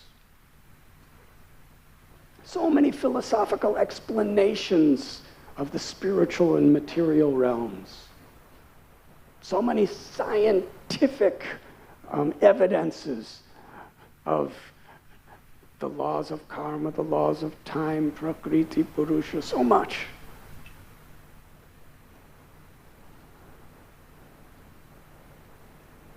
The Srimad Bhagavatam, in one verse, it is describe all of these instructions, all of these teachings, all of these arguments. They're all meant to bring us to always remember Krishna and never forget Krishna. Sarva dharman parityasya mamekam sharanam vraja. Abandon all varieties of dharma and just surrender to me. That doesn't mean we shouldn't follow dharma. It means the conclusion and purpose and spirit of all dharma is we surrender to Krishna by always remembering Krishna, never forgetting Krishna. And that can't just be a theoretical idea. To always remember Krishna and never forget Krishna means to speak what's pleasing to Krishna. To act in such a way that's pleasing to Krishna. It's not just Krishna, Krishna, Krishna, Krishna. And then we make aparads to his devotees, and we gossip, and we do prajalpa and all of this stuff. We pollute the world.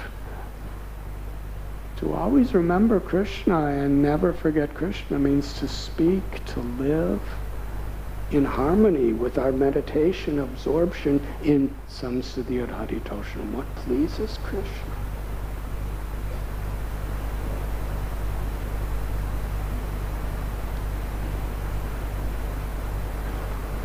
So when Dharma was explaining all the various interpretations of why people suffer, and he's just kind of opening a window for, so many different philosophies.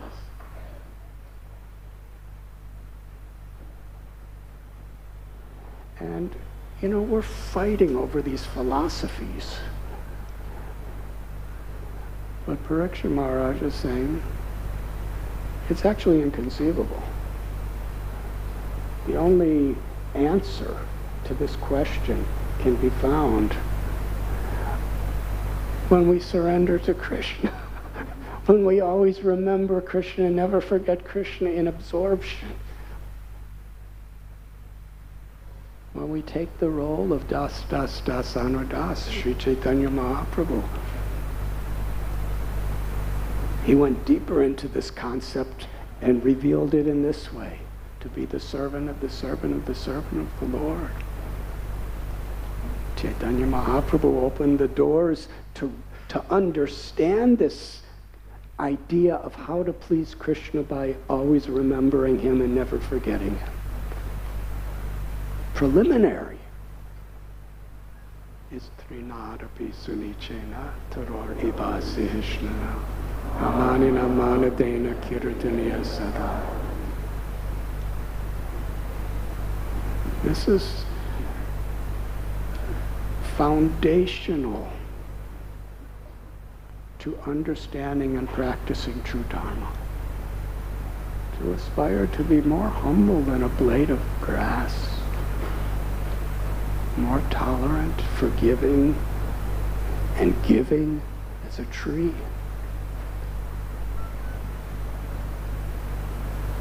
To find great joy in offering respect to others, not to demand respect for oneself.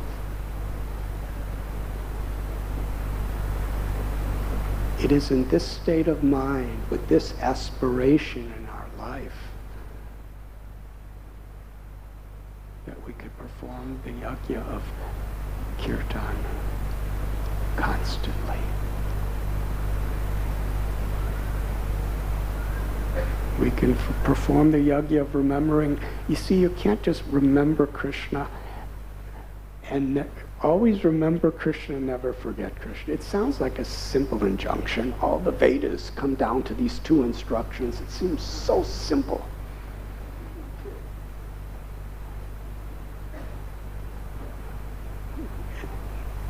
When we first heard this, it sounded really simple. But to be totally absorbed in always remembering Krishna and never forgetting Krishna is actually impossible unless Krishna reveals himself to us.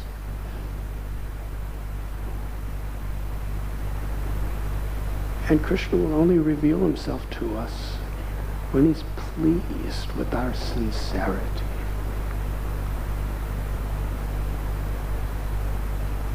This verse, Trinadapi Sunichena, is Krishna in the form of Sri Chaitanya Mahaprabhu, the heart of Srimati Radharani speaking to all of her children. This is what pleases me. Make this your aspiration. Do not be distracted by all of the allurements of Maya in this world. And Mahaprabhu explained when we're actually aspiring for this Trinadapi Sunichena Taror Ibasahishna Amanina Manadena Kirtaniya Sadahari, then we will activate our life to be the servant of the servant of the servant of Gopinath, the Lord of the Gopis. Gopi Bhartur Padakamalayur Das Das Das Anudas.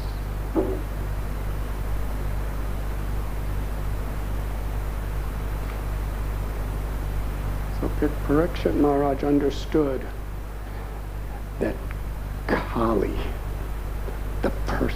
and this is the personification of Kali. It's not just one person. It's a person who's the personification embodied of the energy of Kali that's all pervading here in this world. Parikshit Maharaj took his sword and lifted it. And although Kali was pretending to be an almighty king, can you imagine how powerful the personification of Kali is? It's unimaginable. We see what he's doing in the world today. very powerful. And he's just beginning. We're only about 5,000 years into Kali. There's still another 427,000 years where Kali progressively becomes more and more predominant.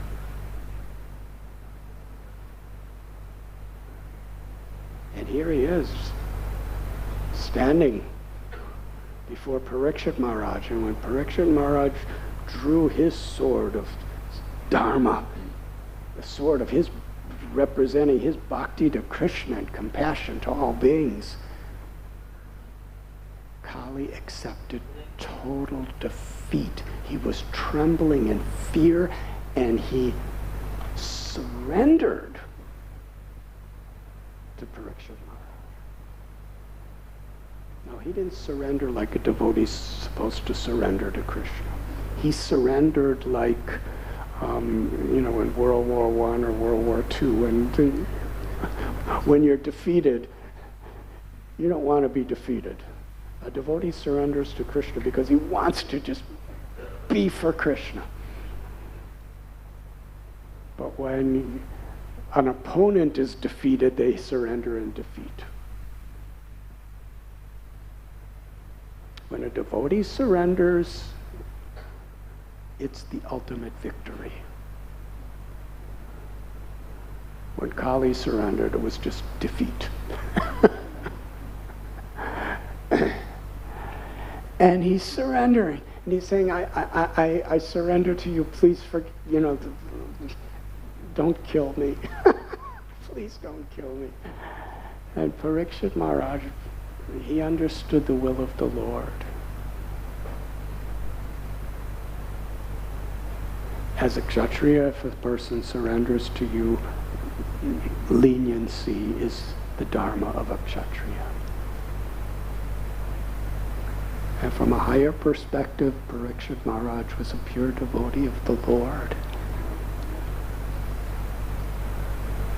And Krishna is in his heart, Paramatma. And the Paramatma,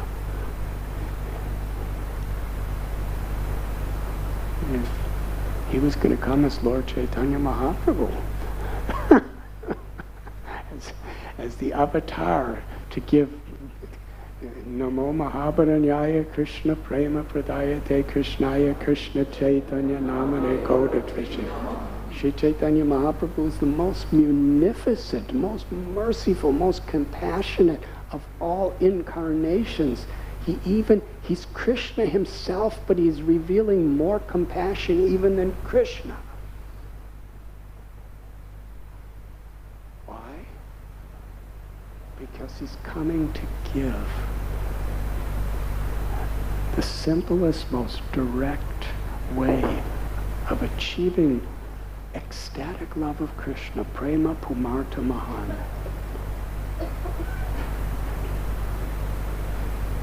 Within this age of Kali, in such a way that anyone who very sincerely accepts his mercy, in one lifetime we can achieve that love of Krishna. The scripture tells what was accessible in Satya Yuga through 60 or 70,000 years of austerity, celibacy, and total absorption in meditation. In Treta Yuga, by the performance of inconceivably difficult sacrifices, that nobody could do anything today like that. In Dwapara Yuga, by perfect worship of the Lord in every way. In Kali Yuga, in a short lifetime of just a few years, if we just take shelter of Krishna's holy names, we can achieve that perfection. Not just liberation, not just love of Godhead, but entrance into Vrindavan, where the supreme, sweetest manifestation eternally of love of Godhead is to enter into the pastimes of Radha and Gopinath. That is Mahaprabhu's mercy.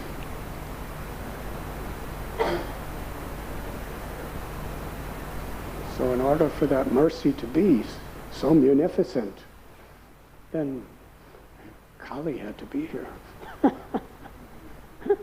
So Parikshit Maharaj,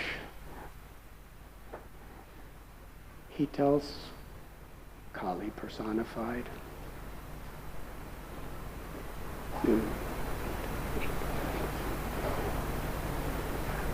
you are asking for some place to be. Wherever there is illicit sex, intoxication, gambling, and meat eating, you can preside and rule in that place.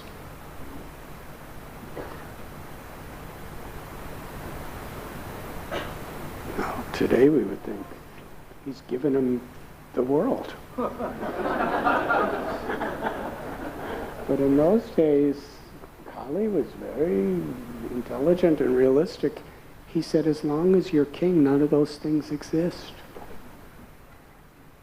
You're leaving me homeless. I'm surrendering. Give me some place where I can rule over, not through love and compassion, but through quarrel and hypocrisy. And in some places, Srila Prabhupada writes, he doesn't say quarrel and hypocrisy. He says quarrel and mismanagement. That's in the Bhagavatam.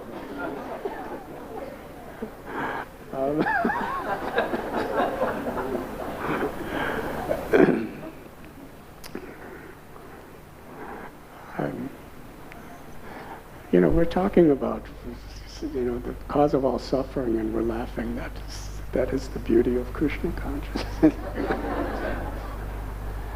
So, Parikshit Maharaj, he knew what Kali was saying was correct. That in the loving leadership of Parikshit Maharaj, nobody wanted illicit sex, intoxication, gambling, and meat eating. People followed Dharma because they were happy. If you're happy, you don't have to do these things. Just yesterday, I was speaking with Dayananda Prabhu, and he was so beautifully describing his realization that that when we share Krishna consciousness with each other and with others, it should be in a way that people are happy, but happy with the right things, happy with the values of bhakti, of Krishna.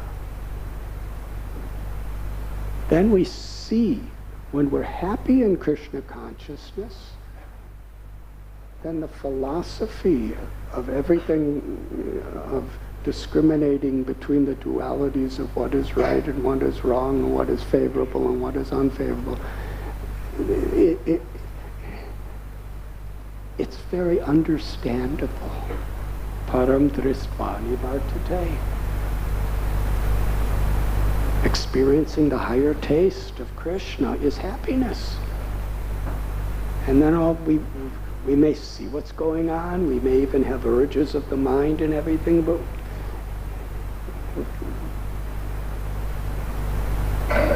we will choose what pleases Krishna, because we understand that's what actually makes me happy.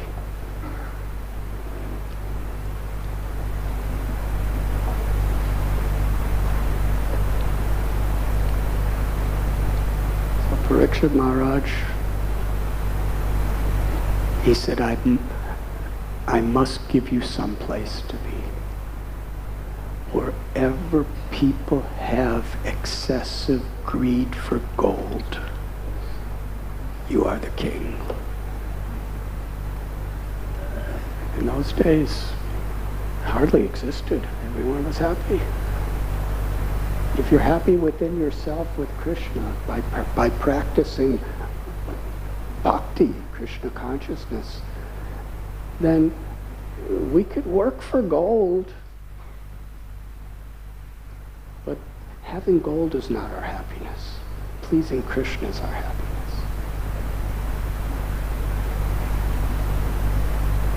I remember, I've used this analogy before because I used to be a pujari. Srila Prabhupada said, a devotee should see gold as yellow stool.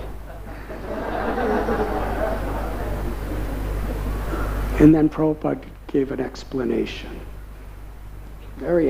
This is analytical. Why is stool yellow?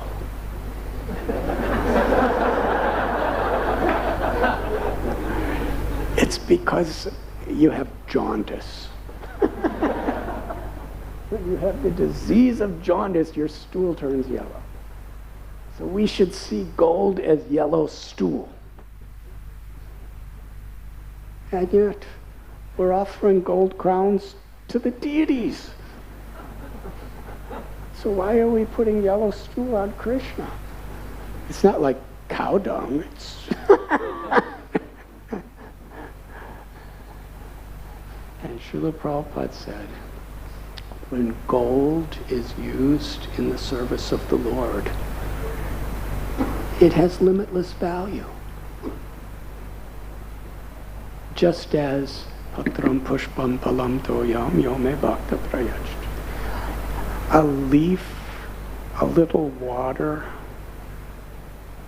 a flower, if it's offered with love and devotion, it has limitless value. What is its value? That it pleases Krishna. That's the only value really that has meaning, is what pleases Krishna. That's the value of something. Our success in whatever we do or say is actually to whatever extent it pleases Krishna. So gold is one of the elements of Krishna. It's not that a fruit, a flower, a leaf, or water pleases Krishna, but not gold. Whatever's offered with devotion, with humility, without a sense of selfish, arrogant possessiveness.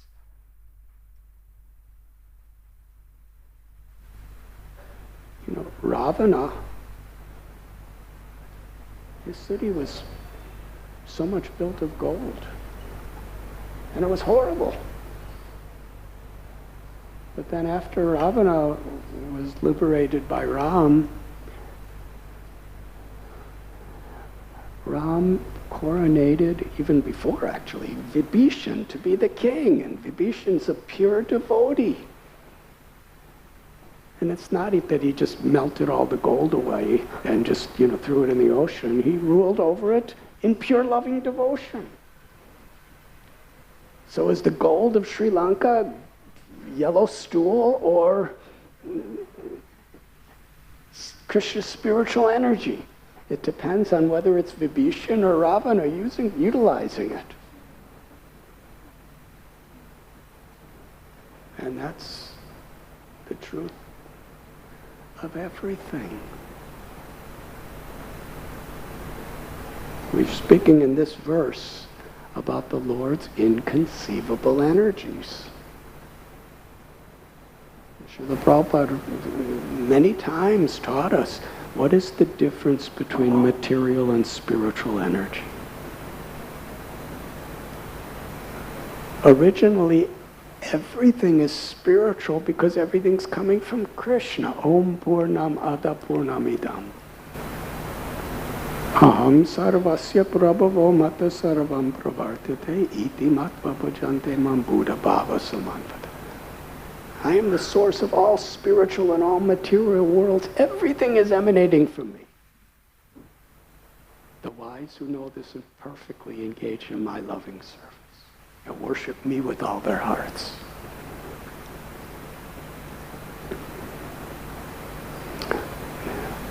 Maybe I'm just trying to justify that we have gold leaf on the walls.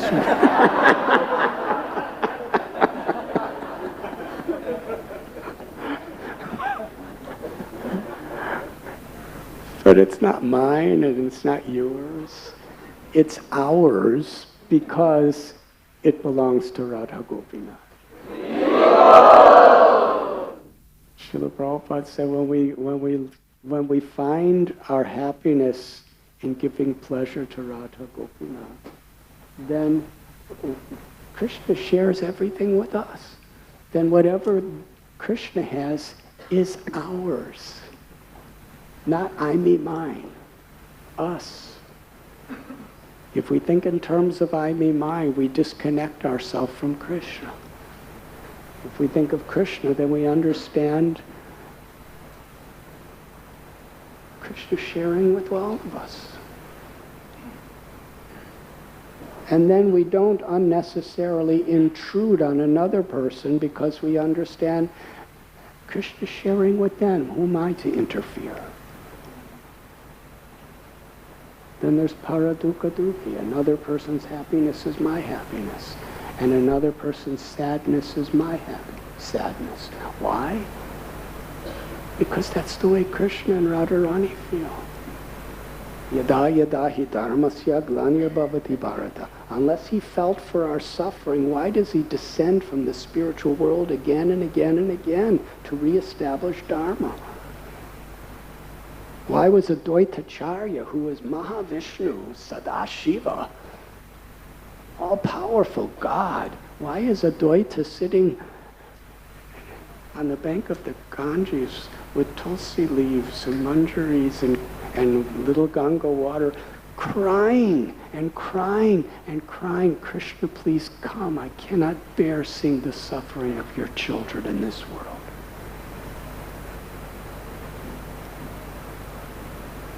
He's God. He's Atmarama. He's the source of all bliss. How could the source of all bliss be suffering?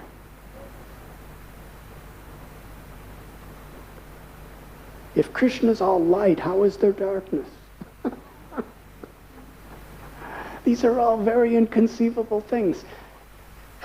Advaitacharya is not just like putting on a drama. We've had drama festivals where some of our devotees have played the role of Advaitacharya.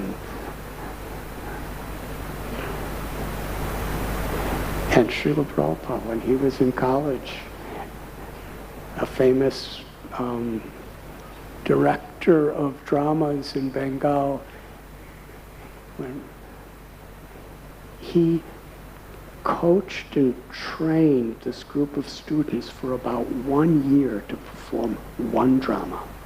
Just one show. They practiced for almost a year for it. It was on Lord Chaitanya. And Srila Prabhupada played Advaitacharya. And Prabhupada said everyone in the audience was crying.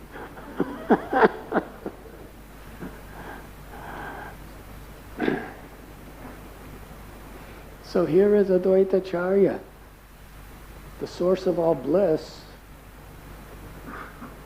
and he's crying because he's feeling the sufferings of you and me. And he's so humble. Even Mahavishnu, I can create all the universes just by breathing.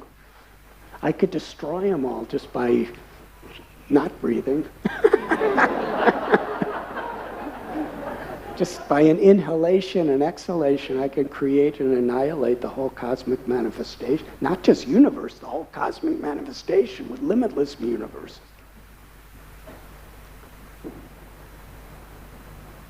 I can impregnate all species of life with spirit souls just by glancing.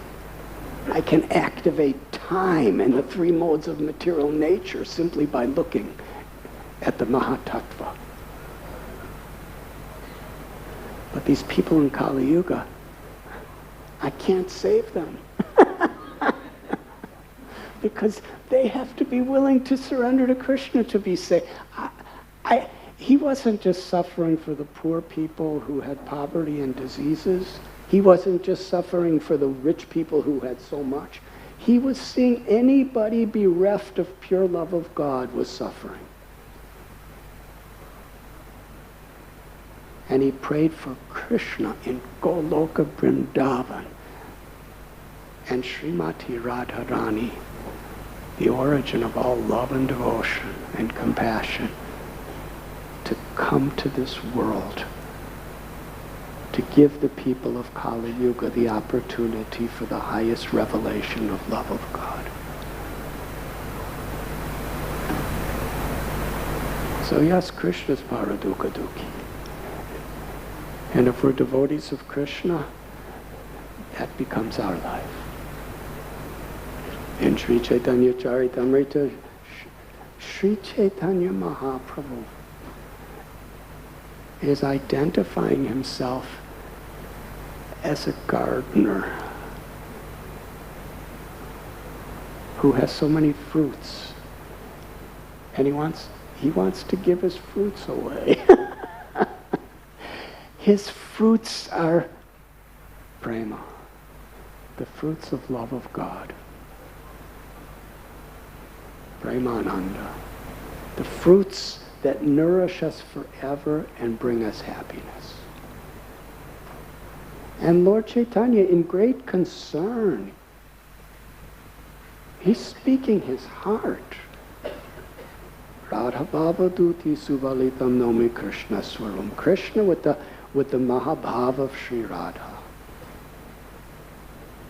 He's saying, I have these fruits of love of God, but hardly anyone wants to take them.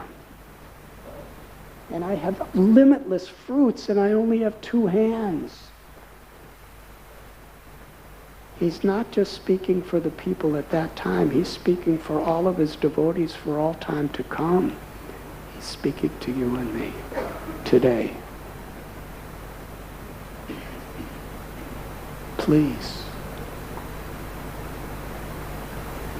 The Lord of the Goddess of Fortune, Lakshmipati, Sarvaloka Maheshwaram, the proprietor of everything that exists, Aham Bija Pratapita, the father and mother of every living entity, Sarva Karana Karanam, the cause of all causes.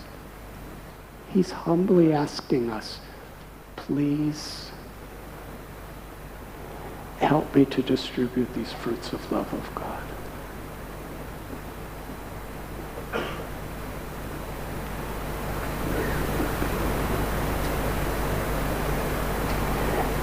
And you will be most dear to me. That is the value system of a devotee. What makes us dear to Krishna. Not, how many numbers are in our accounts, or how many numbers, how much money's in our bank account, or how many followers we have on Instagram or Facebook. Not,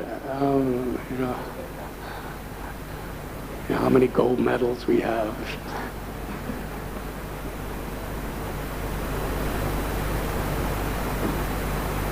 What's really valuable is how we're dear to Krishna.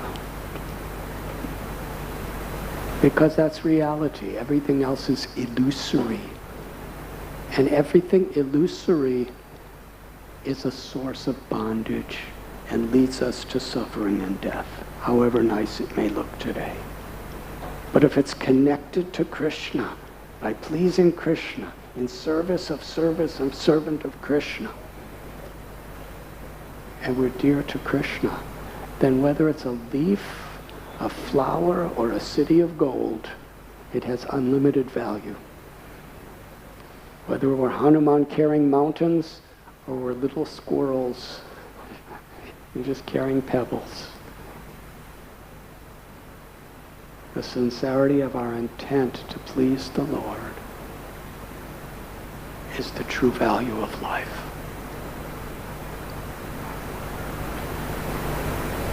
Nasta prayesha padreshu. In a world of distractions, it's necessary to hear Krishna Katha every day, because we need to be reminded, we need it to be reoriented. We need to chant the holy names very attentively every day. We need satsang, the association of devotees who remind us, inspire us, support us. Because Maya is very strong. Srila Prabhupada said the trouble with you people is you're not afraid of Maya. If we understand the power of Maya, if there's a blazing forest, if there's a blazing fire in our house, you probably won't,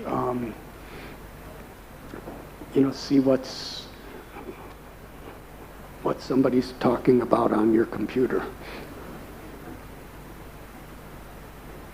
You'll run out of your house. You'll run to the door.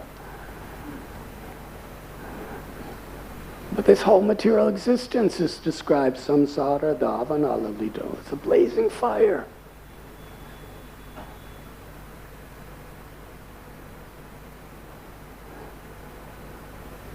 Srila Prabhupada, our founder Acharya, our guru, on behalf of the whole parampara, is giving us an understanding that this world is a blazing fire.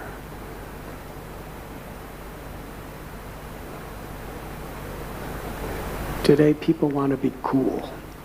But from a spiritual perspective, you're cool when you get out of the blazing fire. And the only way out is to surrender to Krishna. There's no other way out. And that's paradukha dukhi. So here we find, we're still approaching today's verse.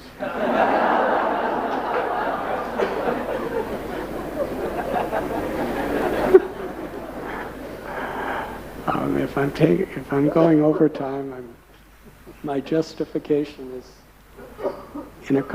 I'm leaving tomorrow and I may not be back for some time, so I'm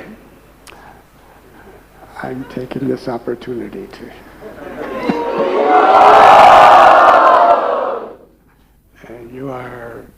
I'm taking the opportunity for all of you to practice Toror Ivasi Ishnana. Practice being tolerant.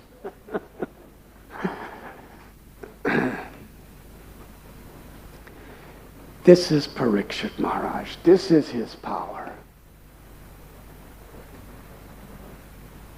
So Kali, just completely, he goes away and he really doesn't have any power anywhere. Even this greed of the hoarding of gold, that was practically non-existent. And again, whether we want to just describe it as the seasonal plan of Satya Yuga, Treta Yuga, Dwapara Yuga, and Kali Yuga. There are so many ways or perspectives of describing and understanding the reality of why Kali Yuga exists. But ultimately it is the Lord's plan of creation.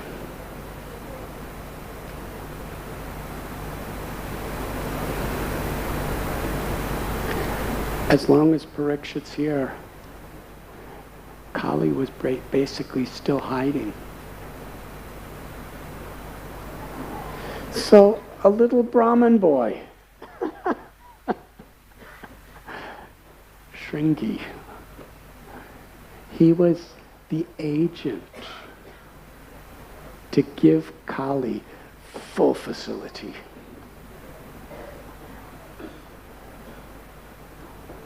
Parikshit Maharaj is in the forest. Whatever he's doing is in love and devotion to the Lord. And somehow or other, by the yoga maya potency of Krishna, he acted, first time in his life, completely out of character. he got really thirsty.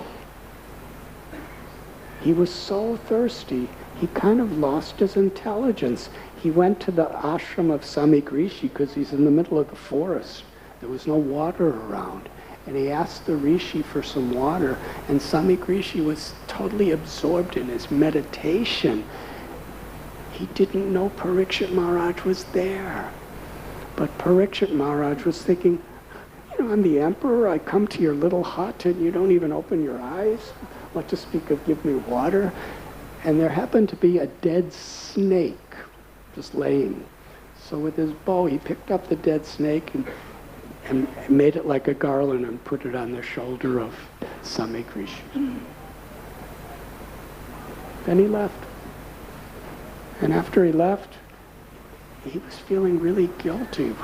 Parikshit Maharaj, why did I do that? I would never do that. Why?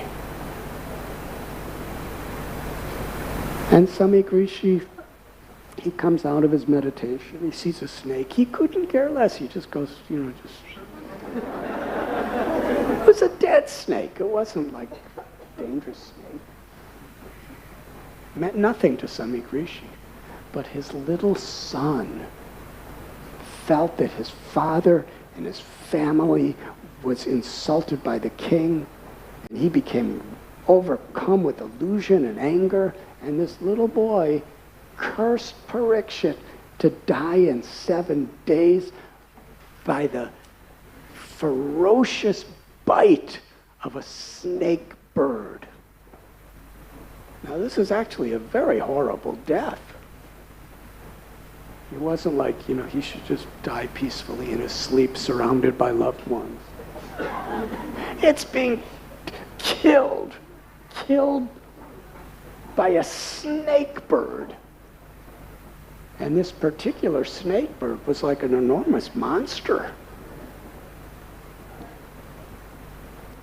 And the poison was inconceivable. Hare Krishna.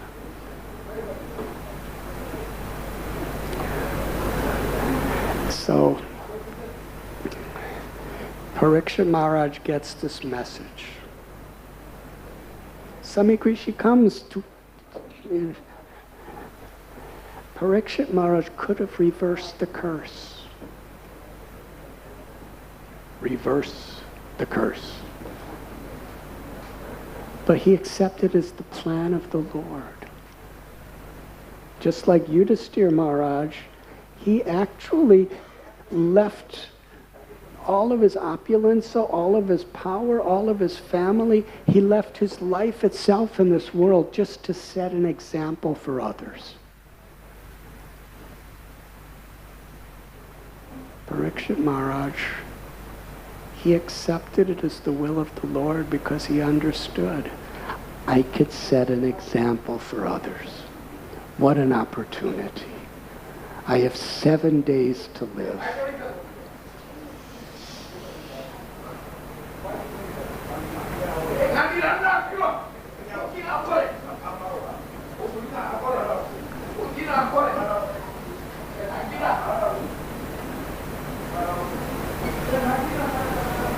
Somebody should give him nice prasad, please. No, really. Send a message. Please. Somebody, whoever, Sri Damasaka, you are one of the great managers. Send a message to give him nice prasad.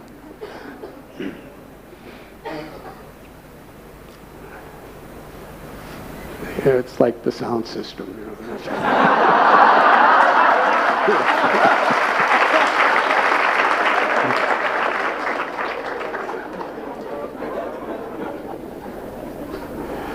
Srila Prabhupada, when somebody was saying how he was cheated and disturbed, Prabhupada said, do not become angry with the messenger of your own karma.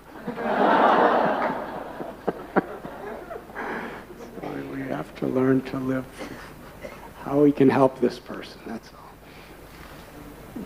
How we could fix the sound system.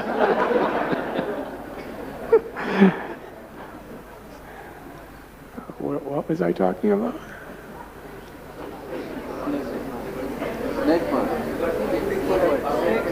Yes, he could have. Parikshit Maharaj he saw this as an example. He didn't even get angry with Shringi. He's the emperor. He could have punished him. He could have sent his armies, punished that little boy who's cursing the emperor to die. Oh, he just forgave everyone, tolerant. This is my calling. And like Yudhisthira Maharaj took off his clothes and went to the Himalayas, Parikshit Maharaj just put on very simple dress, left his kingdom, left everything, and went to the bank of the Ganges to be with saintly people. There was a gathering of great saints, sadhus, rishis, yogis, gurus. And so many people came because they wanted to be there for the king. It describes who was there on the bank of the Ganga.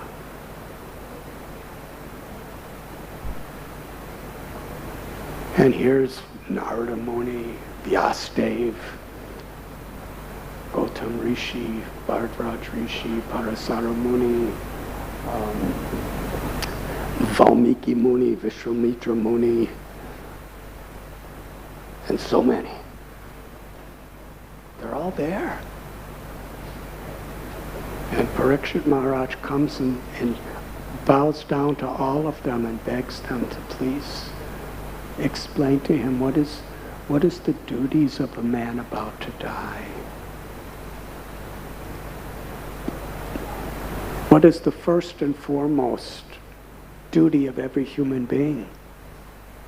And what is the very essence and purpose of all dharma or religion?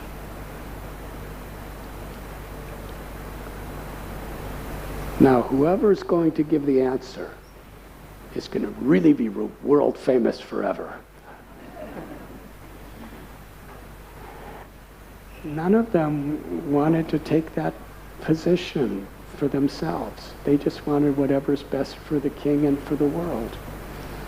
And in the middle of all of this, a 16-year-old boy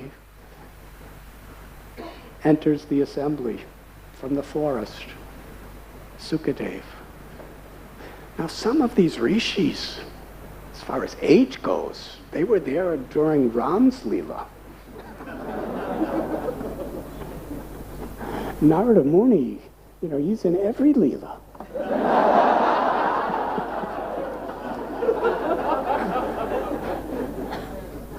I mean, Narada Muni was born practically from Lord Brahma at the very beginning of the creation of the universe. So there's very senior people there. But they all unanimously, harmoniously agreed because they only wanted the Lord's pleasure.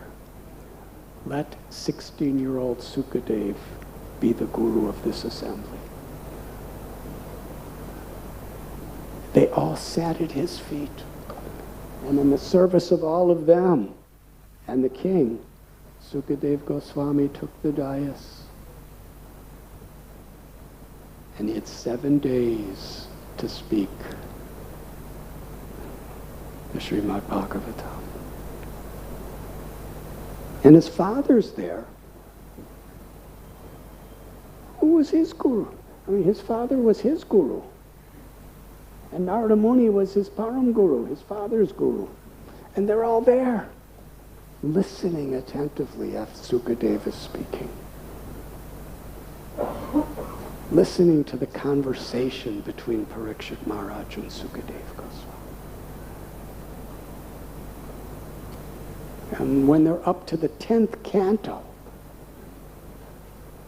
which is probably, Parikshit Maharaj has been there probably 4 or 5 days. And he vowed not to eat or drink anything. He hadn't had a drop of water or tasted a morsel of food in all these days. He's fasting till death. And he's blissfully telling Sukadeva Goswami that previously, just for a couple hours, I was so thirsty for water, I lost control. But now I haven't had a drop of water in so many days, and I'm not even experiencing a drop of thirst because I'm tasting the nectarine Ganga of your Krishna Katha.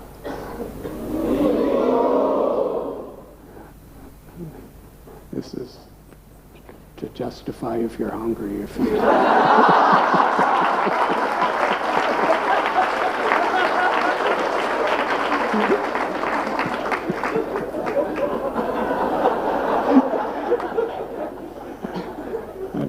I'm sorry. My beloved God brother Dayananda Prabhu, he's gazing upon me like a fatherly older brother, and smiling because he's so encouraging.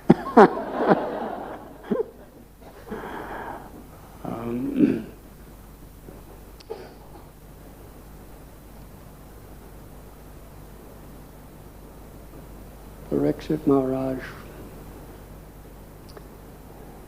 when he was in the womb of his mother, his whole life is so extraordinary when we understand it in context with him sitting on the bank of the Ganges hearing Srimad Bhagavatam from Sukadeva Goswami. His father, Abhimanyu, was unfairly, irreligiously killed in the Battle of Kurukshetra.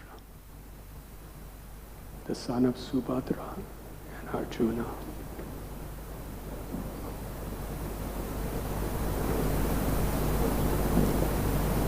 Uttara was the mother. Abhimanyu was killed. His wife was pregnant. So you can imagine the grief of the Pandavas. Not only are they grieving because their own son is dead, but their grandson is without a father.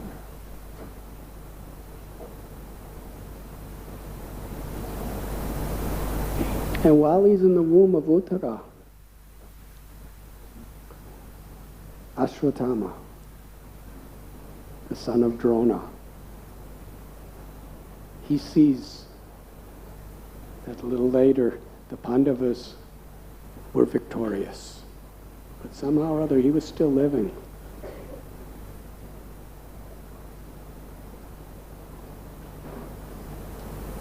He wanted revenge. Revenge for the death of his own father, Drona, who was at the time the commander-in-chief of the Kuru army.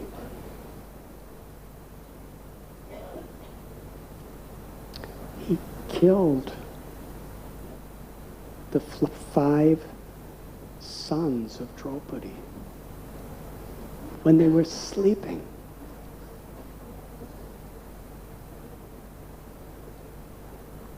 There's a whole story of the reaction of that. But that wasn't enough.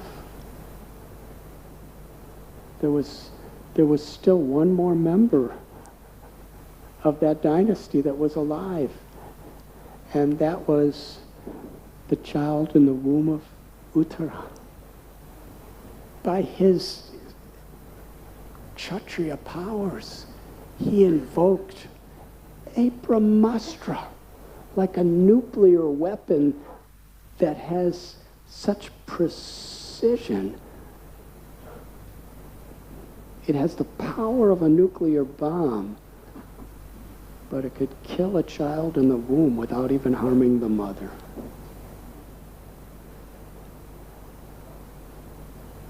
And it doesn't need all kinds of scientists working for generations to develop higher technologies and radar and all of that. he just sipped some water and chanted a mantra, and the Brahmastra. And it came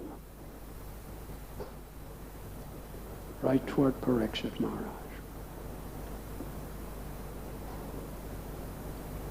Seeing it coming, Uttara, the mother, because the child is just in the womb. And Parikshit Maharaj, by Krishna's grace, he could see what was going on in the womb. He was quite developed, I guess. But he was seeing what was going on, but he was totally helpless. Because a child in the womb is absolutely 100% totally dependent on the mother. You know, all the father can do is make the mother happy. That's the father's connection with the child in the womb. Father's dead. Uttara's praying to Krishna with all her heart and motherly love. Please save my child. I'm just a simple mother. And this powerful warrior is sending the almighty Brahmastra weapon at me. And the Brahmastra entered into her womb. And Krishna came right there. And he eliminated the Brahmastra. And Parikshit Maharaj had darshan of Krishna doing this. Before he was even born, he understood Krishna's my only shelter.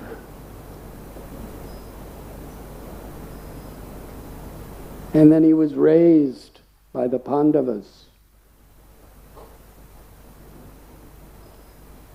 Subhadra, his grandmother, is Krishna's sister, the Yogamaya power of the Lord. He was raised in that environment. There's a place I believe it's here in the first canto where Srila Prabhupada where it describes Parikshit Maharaj, how he was nurtured from his infancy by seeing the example of the pure devotion of his we could say his fathers, in the sense that the Pandavas, his grandfathers, and his grandmothers, and his mother, Uttara. And Srila Prabhupada said, similarly, when I was a little boy, when I would wake up in the morning, I would see my parents worshiping deities of Radha Govinda. And from that age, he centered his whole life around Radha Govinda's service.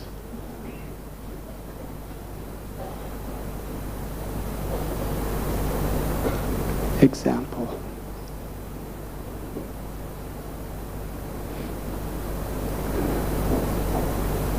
So Parikshit Maharaj, before his birth, he not only saw Krishna, but he saw Krishna as his only shelter.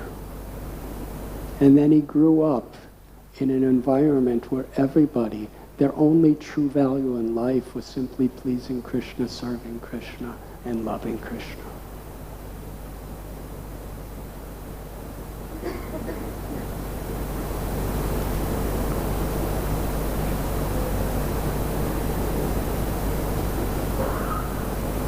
And now he's cursed to die in 7 days.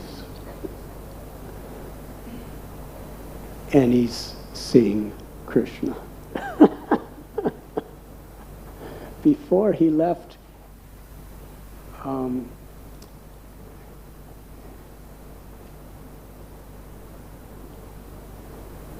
years before, Parikshit Maharaj, he married the daughter of the king of Irata, whose name was Iravati. and he had 4 children, 4 sons. And the eldest of the son was Janamejaya. So when Parikshit Maharaj was cursed to die in 7 days, full responsibility in his service as king. He had trained Janamejaya, his children, to the best of his capacity. He coronated his eldest son as the king. It was obviously, everything was, I guess as we say in today's world, fast track. He had 7 days to hear the Srimad Bhagavatam. So he coronated his son as king and then left the Ganga. And that brings us to today's verse.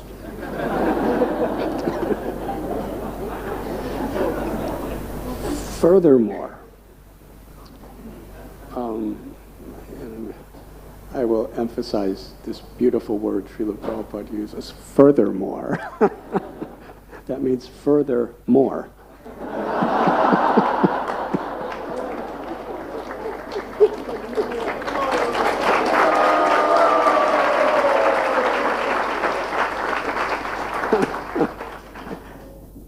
After leaving all his associates, the king surrendered himself as a disciple to the son of Yas, Sukadev Goswami. And thus he was able to understand the actual position of the personality of Godhead. So in reference to this wonderful word, furthermore,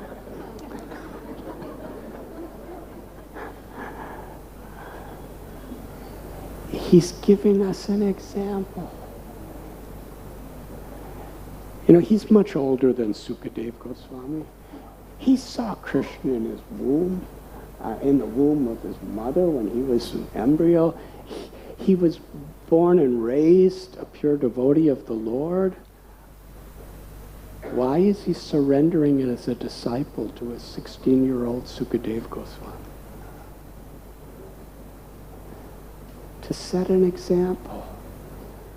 But the beautiful thing to understand about his setting example, he wasn't just doing it externally to set an example, but his emotions, his spirit, he meant it. Lord Chaitanya, at one time he said, I have no love for Krishna. What is the use of my living?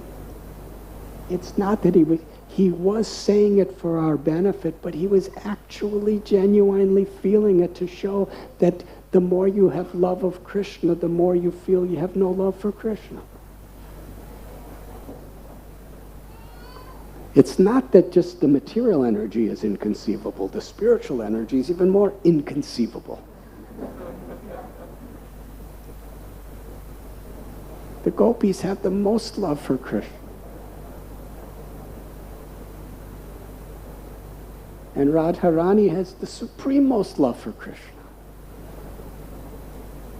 But she offers prayers. I have no love for Krishna.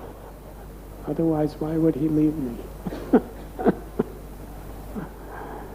This is the inconceivable nature of the spirit of love on the highest level of Ananda. What is our position? I'm thinking I'm a more advanced devotee than you. Advancement means love for Krishna, nothing else. Lord Chaitanya is saying, I have no love for Krishna. And I'm thinking I have more love than you. What does that mean? That means I really don't have any love for Krishna.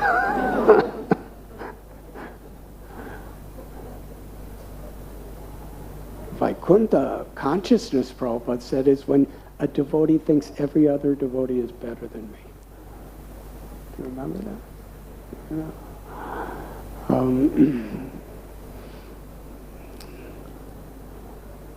So when Krishnadas Kaviraj Goswami is revealing his heart, I'm most fallen.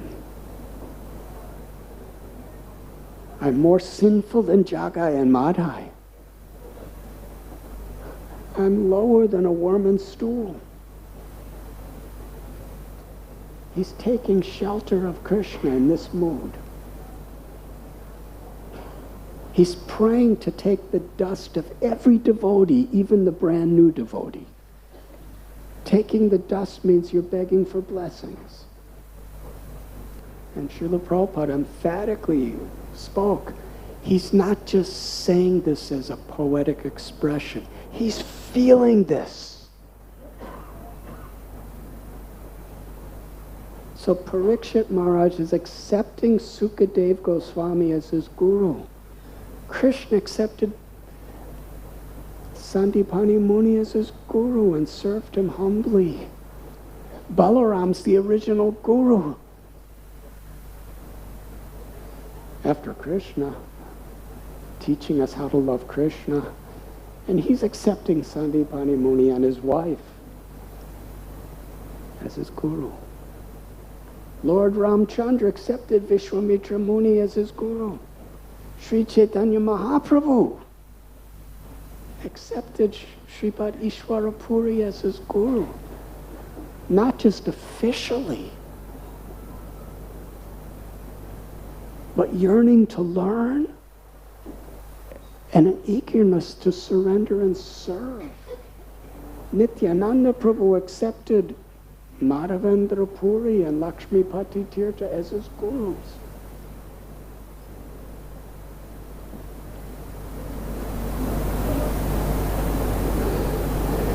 Their example is not just what they're doing, but what they're feeling. What their spirit is. Parikshit Maharaj is surrendering to Sukadev Goswami. His example of humility, his example of surrender. And he's a Paramahamsa already.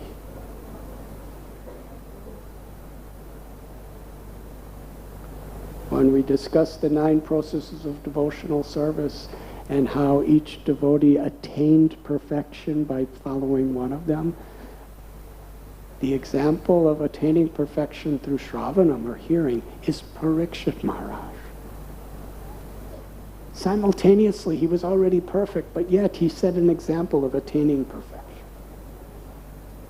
And Sukadev Goswami attained perfection by kirtanam, by speaking. He was perfect, but yet he attained a perfection by speaking. Prahlad Maharaj, he was offering his prayers to Nrsingadev, after he already showed when they were throwing him in pits of snakes and throwing him in fire and stabbing him with tridents and throwing him from the top of mountains. They were feeding him poison.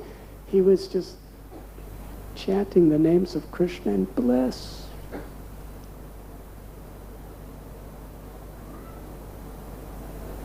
And when Nrsingadev came, he offered prayers. And we read, he attained perfection by offering those prayers. So these are mysteries of bhakti, which we cannot really intellectually grasp, but if we're sincerely trying to please Guru and Vaishnavas, then Krishna will give us a glimpse of what it really means.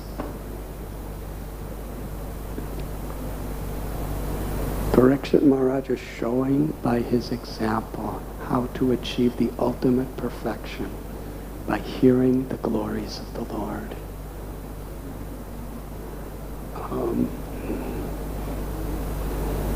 Who is Ajita?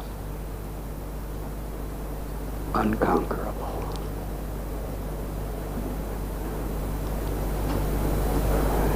Why is this name so important for us in this context? Because in this world, especially in this age of Kali Yuga, to have faith in the shelter of the Lord is revealing He's unconquerable.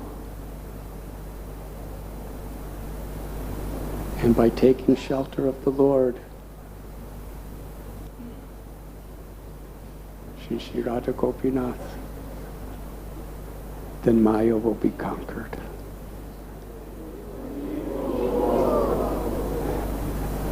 Not that you and me or anybody else could conquer Maya, but when we take shelter of Krishna in our life, Maya will be conquered. And even while we're getting sick, and even when we're hungry, and even when we leave the air-conditioned temple hall and it's really hot, and even when, somebody who doesn't like us says something against us, all these things are still going on in this world. But if we take shelter of Krishna, we conquer our attachments to anything except how to be dear to Krishna. That is the matchless gift that Srila Prabhupada has given us to share with each other and with the world.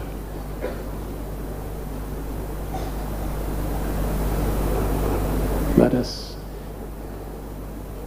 find the greatest joy in hearing the glories of the Lord together and chanting His holy names. Hare Krishna, Hare Krishna, Krishna Krishna, Hare Hare, Hare Ram, Ram Ram, Hare Hare.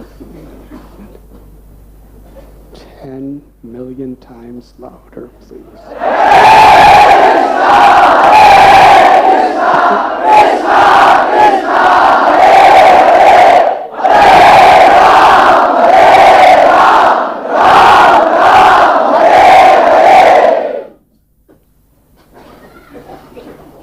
10 million times more than the previous.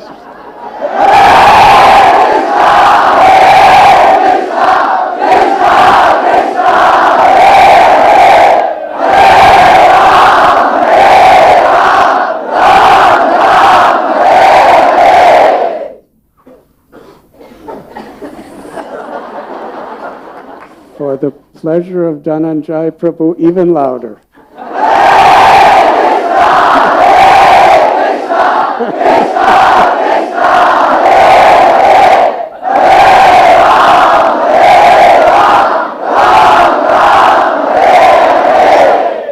Srila Prabhupada ki jai, Nitai Gauda Chandra ki jai, Shri Radha Gopinath ki jai, Shri Gopal ji ki jai, Ananti Koti Vaishnava Vrinda ki. Thank you very much.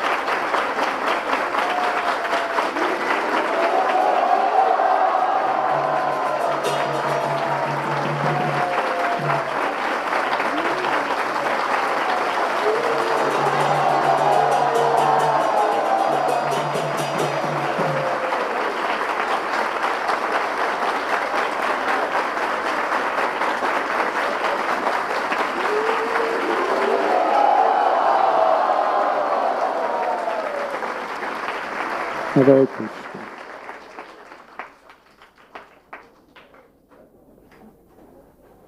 Your breakfast is now reincarnated as lunch.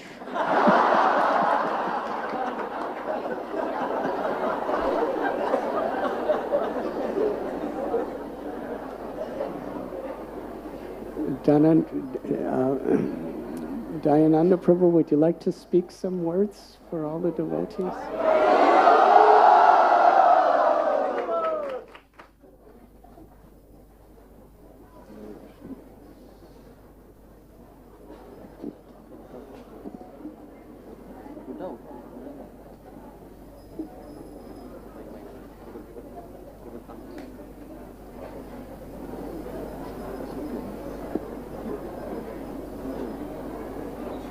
Hare Krishna. Maharaj, you're giving the example of the 16-year-old Shukadeva Goswami. So I was thinking of you as the 16-year-old Shukadeva Goswami.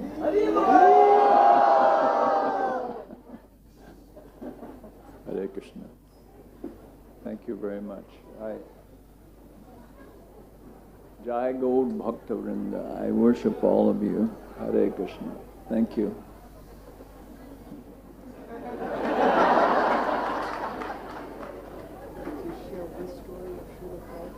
One story?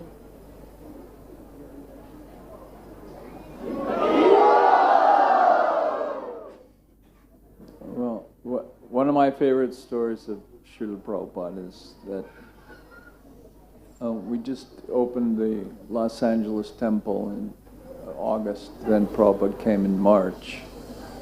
So this was just a few months later. And he had written us a letter to do the standard program, chant, kirtan, and give talk on Krishna Katha. So it was his first time visiting the temple. So I took him in a car, brought him to the temple.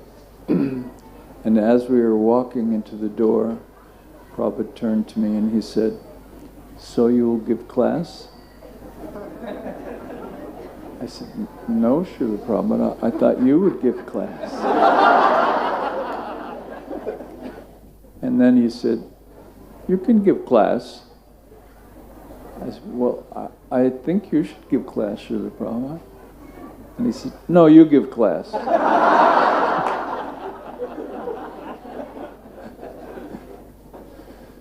I always remember that question, statement, order. And yes, the answer is I had to give class.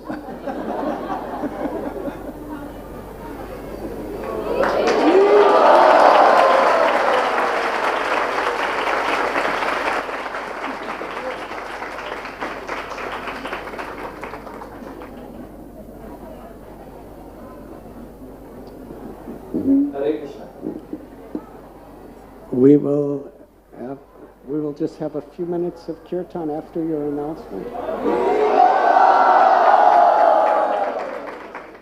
Hare Krishna. So, said sadhu sangha sarva shastra koy, lava matra sadhu sangha sarva siddhi hoy. So, Maharaj, wait.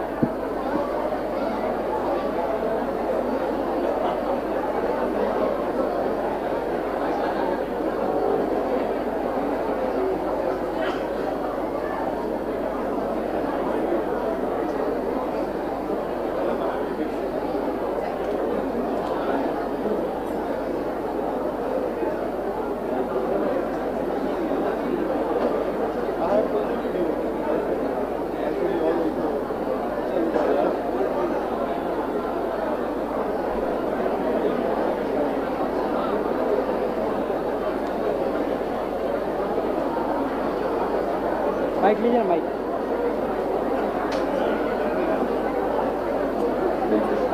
Hare Krishna.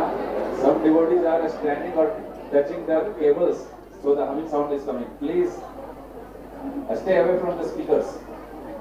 Hare Krishna.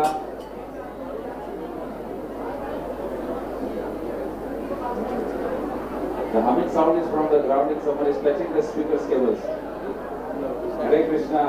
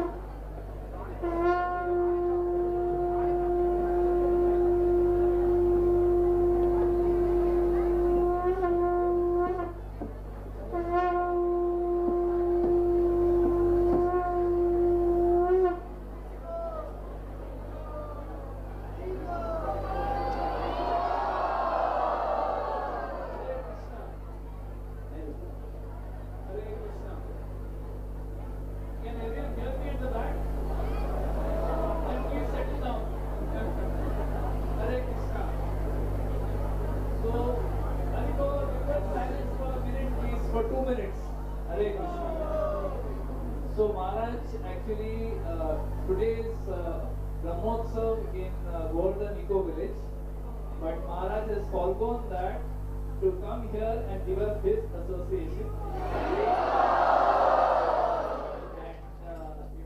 And such a wonderful lecture, that we had today, where he gave us the essence of Krishna conscious philosophy. Even today's verse was so appropriate. Verse and purport was so appropriate that without the blessings and without the guidance of Guru, one cannot understand Krishna. So Maharaj made a beautiful point during the lecture that the sincerity that we have to please Krishna, that is actually the true value of our life. Maharaj's lecture, right? I mean, the words that he speaks right from the start, when he just says, ladies, from that point all the way to the end of the lecture, it's just a transcendental shower of nectar. But it is not just the words. Maharaj, by his own example, he sets. This lecture is not just the words. A lecture by Maharaj is an experience. All the people who are gathered here, obviously we want to hear his words, but it's an experience. Just being in this class, listening to it is such a wonderful experience. And by his own personal example, the way he glorifies his God brothers, the way he deals with all our erratic behavior, all our mistakes, with such gravity, with such humility, and with such humor. He's tolerating all her mistakes, and of course, he has been so kind to be here and give us 3 lectures. Hundreds of devotees from all over India have come here to hear this, and we really don't have words to express our gratitude. What can we express gratitude to someone who's giving us the greatest gift, the greatest, most valuable thing in this entire universe, Krishna consciousness? There are no words to express. What he is giving us, we cannot express, but still, from the core of our hearts, let us express a very deep, undying, and very profound, not profound, but very insignificant actually, gratitude to Maharaj by loudly chanting 3 times.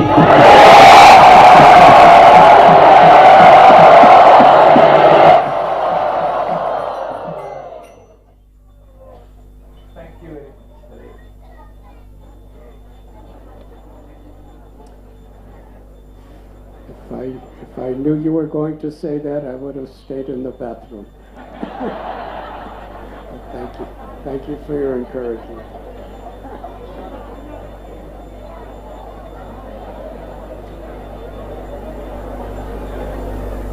Everyone, please, with all respect to all other devotees,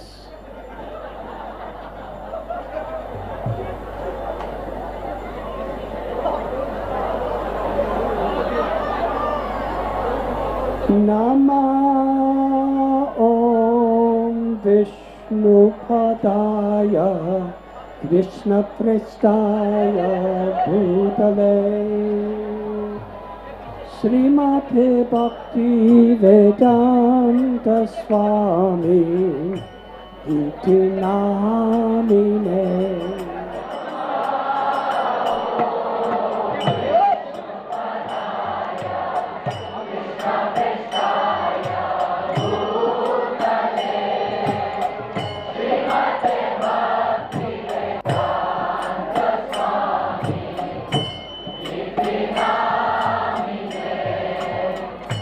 Namaste Saraswati Deve Pranamami Pracharya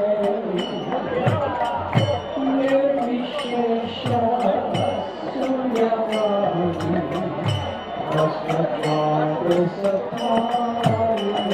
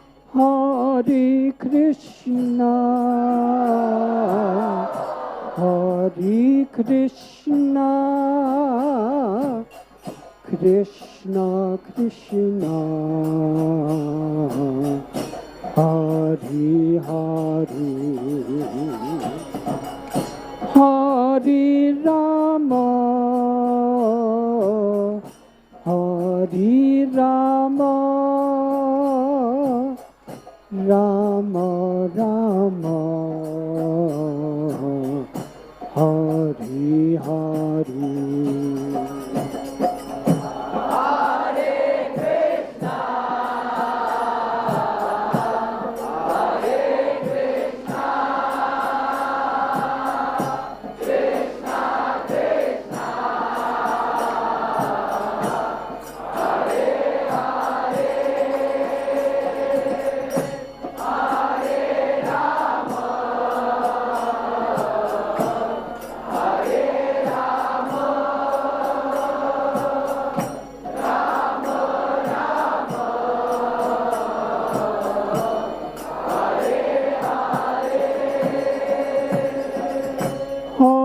Hare Krishna,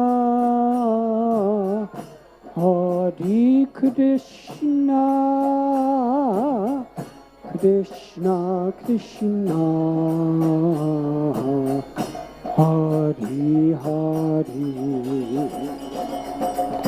Hare Rama, Hare Rama, Rama Rama,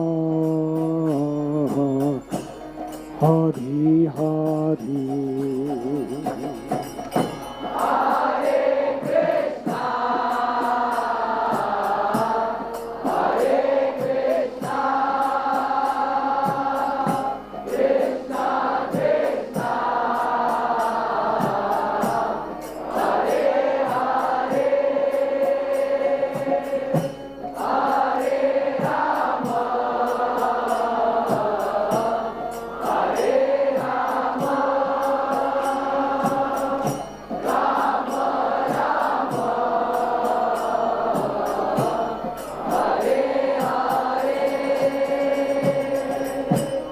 Hare Krishna,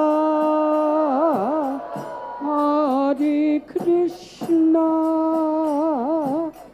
Krishna Krishna,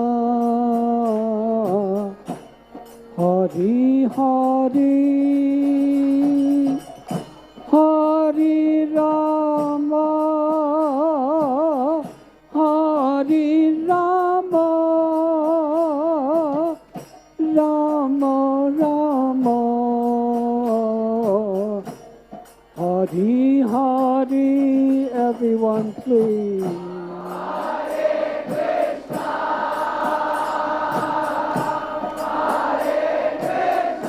Please raise your arms high.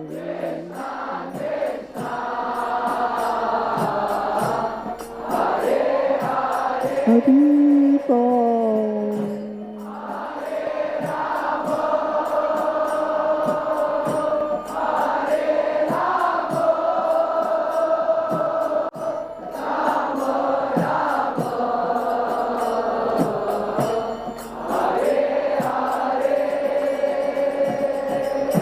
Hare Krishna, Hare Krishna, Krishna Krishna, Hare Hare, Hare Rama, Hare Rama, Rama Rama, Hare Hare.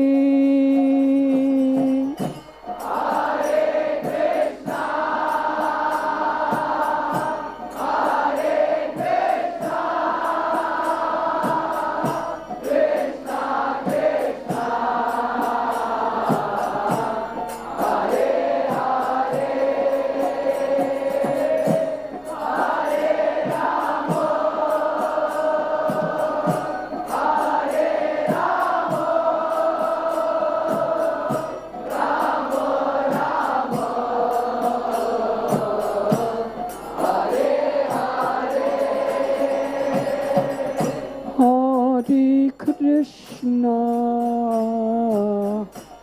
Hare Krishna, Krishna Krishna, Hare Hare, Hare Rama, Hare Rama, Rama Rama, Hare Hare.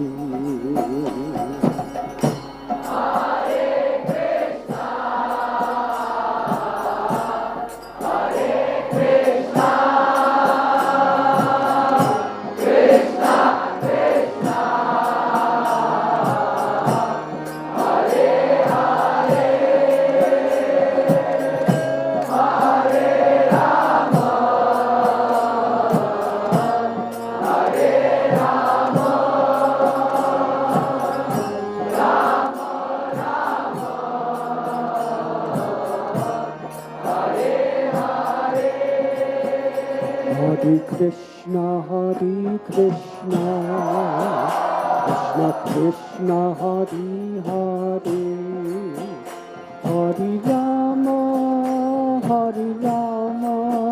Rama Rama Hari Hari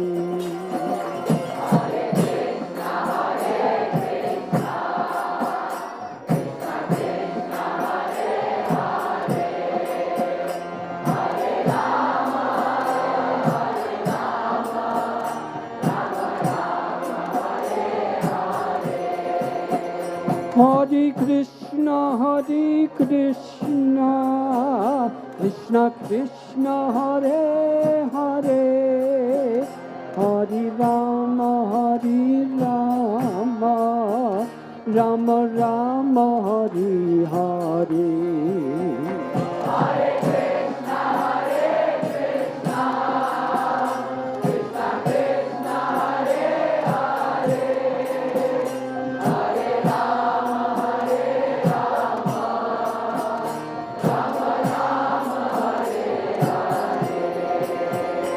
Hare Krishna, Krishna Krishna, Hare Hare, Hare Rama, Rama Rama, Hare Hare.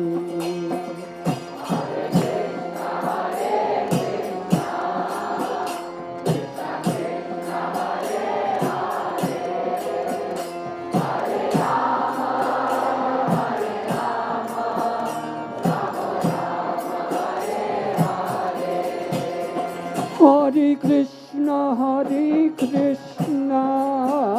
Krishna Krishna, Hare Hare, Hare Rama,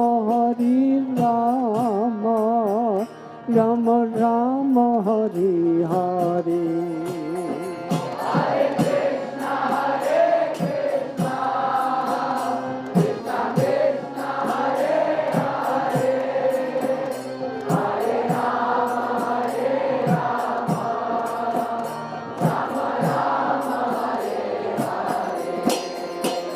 Hare Krishna, Krishna Krishna, Hare Hare, Hare Rama, Rama Rama, Hare Hare. Hare Krishna, Krishna Krishna, Hare Hare, Hare Rama, Rama Rama, Hare Hare.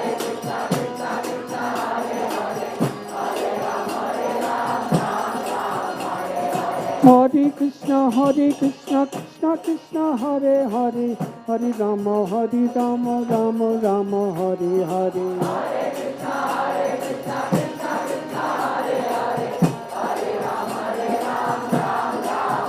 Hare Krishna, Krishna Krishna, Hare Hare, Hare Rama,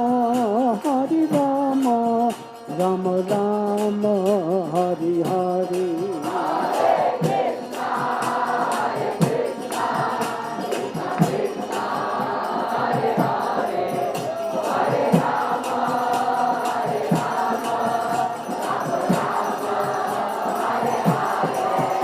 Hare Krishna, Krishna Krishna, Hare Hare, Hare Rama, Rama Rama, Hare Hare.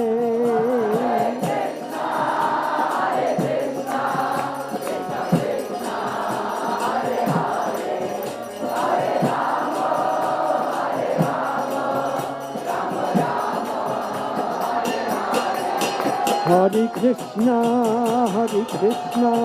Krishna Krishna, Hare Hare, Hare Rama,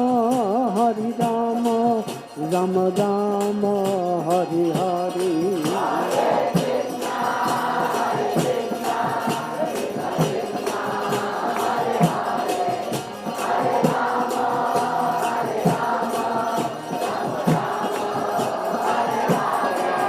Hare Krishna,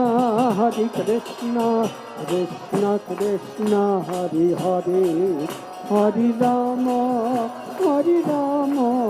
Rama Rama, Hare Hare.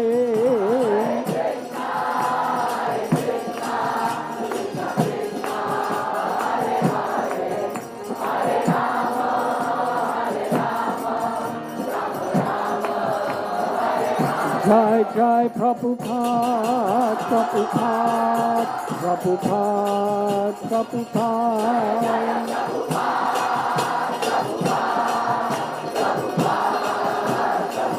Jai Jai Prabhupada, Prabhupada, Prabhupada, Prabhupada.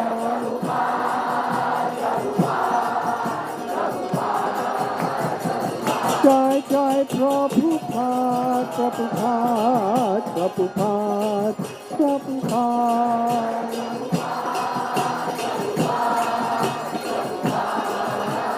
Nitai Gaura Hari Bo, Hari Bo, Hari Bo, Hari Bo.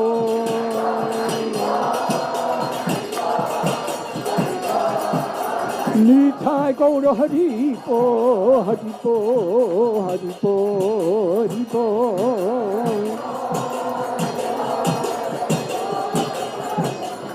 Jai Jai Sri Radhe.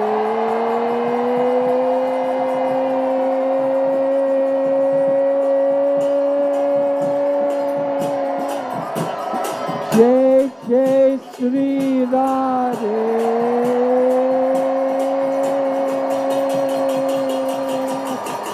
Jai Jai Sri Radhe.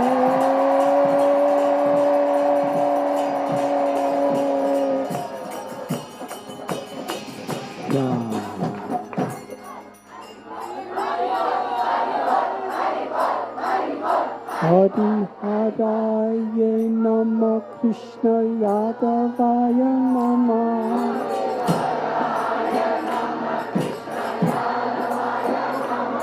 Hare Hare Nama Krishna Yadavaya Nama.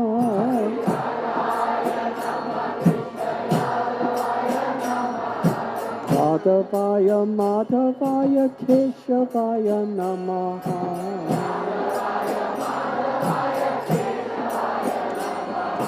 Gopal Govinda Ram Sri Madhusudana.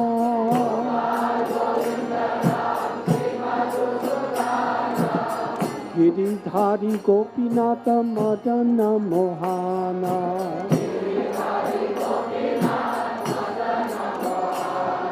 Sri Chaitanya Nityananda Sri Advaita Sita.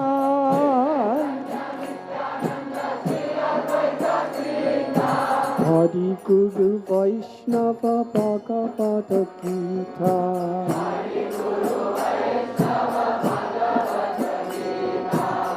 Sri Rupa Sanatana Bhatta Raghunatha.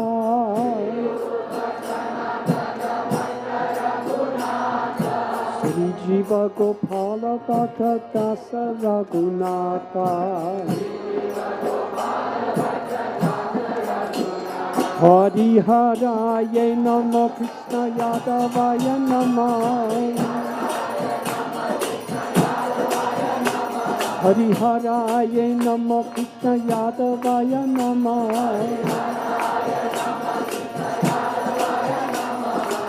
Gopal Govinda Ram Sri Madhusudana.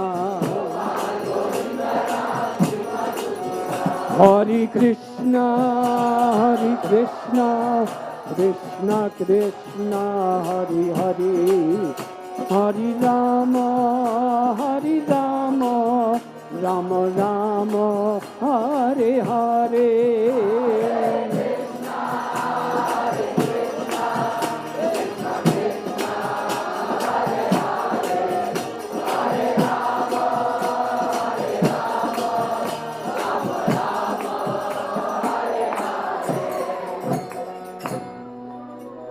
Radha Gopinath, Radha Gopinath,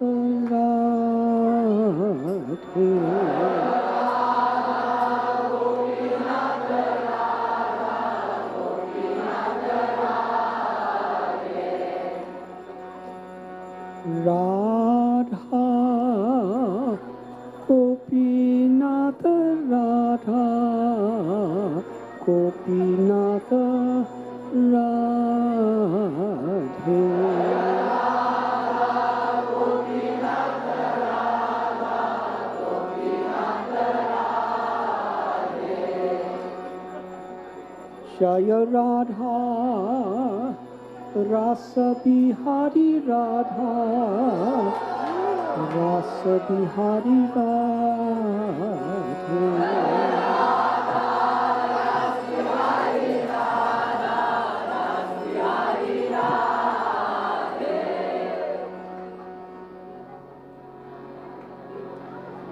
Vanchakalpatarubhyascha kripa sindubhya eva cha patitanam pavanebhyo vaishnavebhyo namo namo.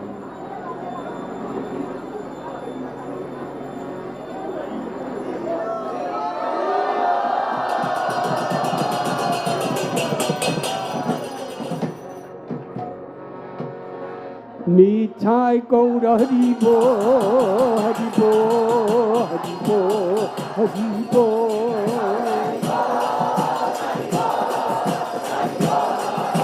Nitai Gaura Haribo, Haribo, Haribo, Haribo.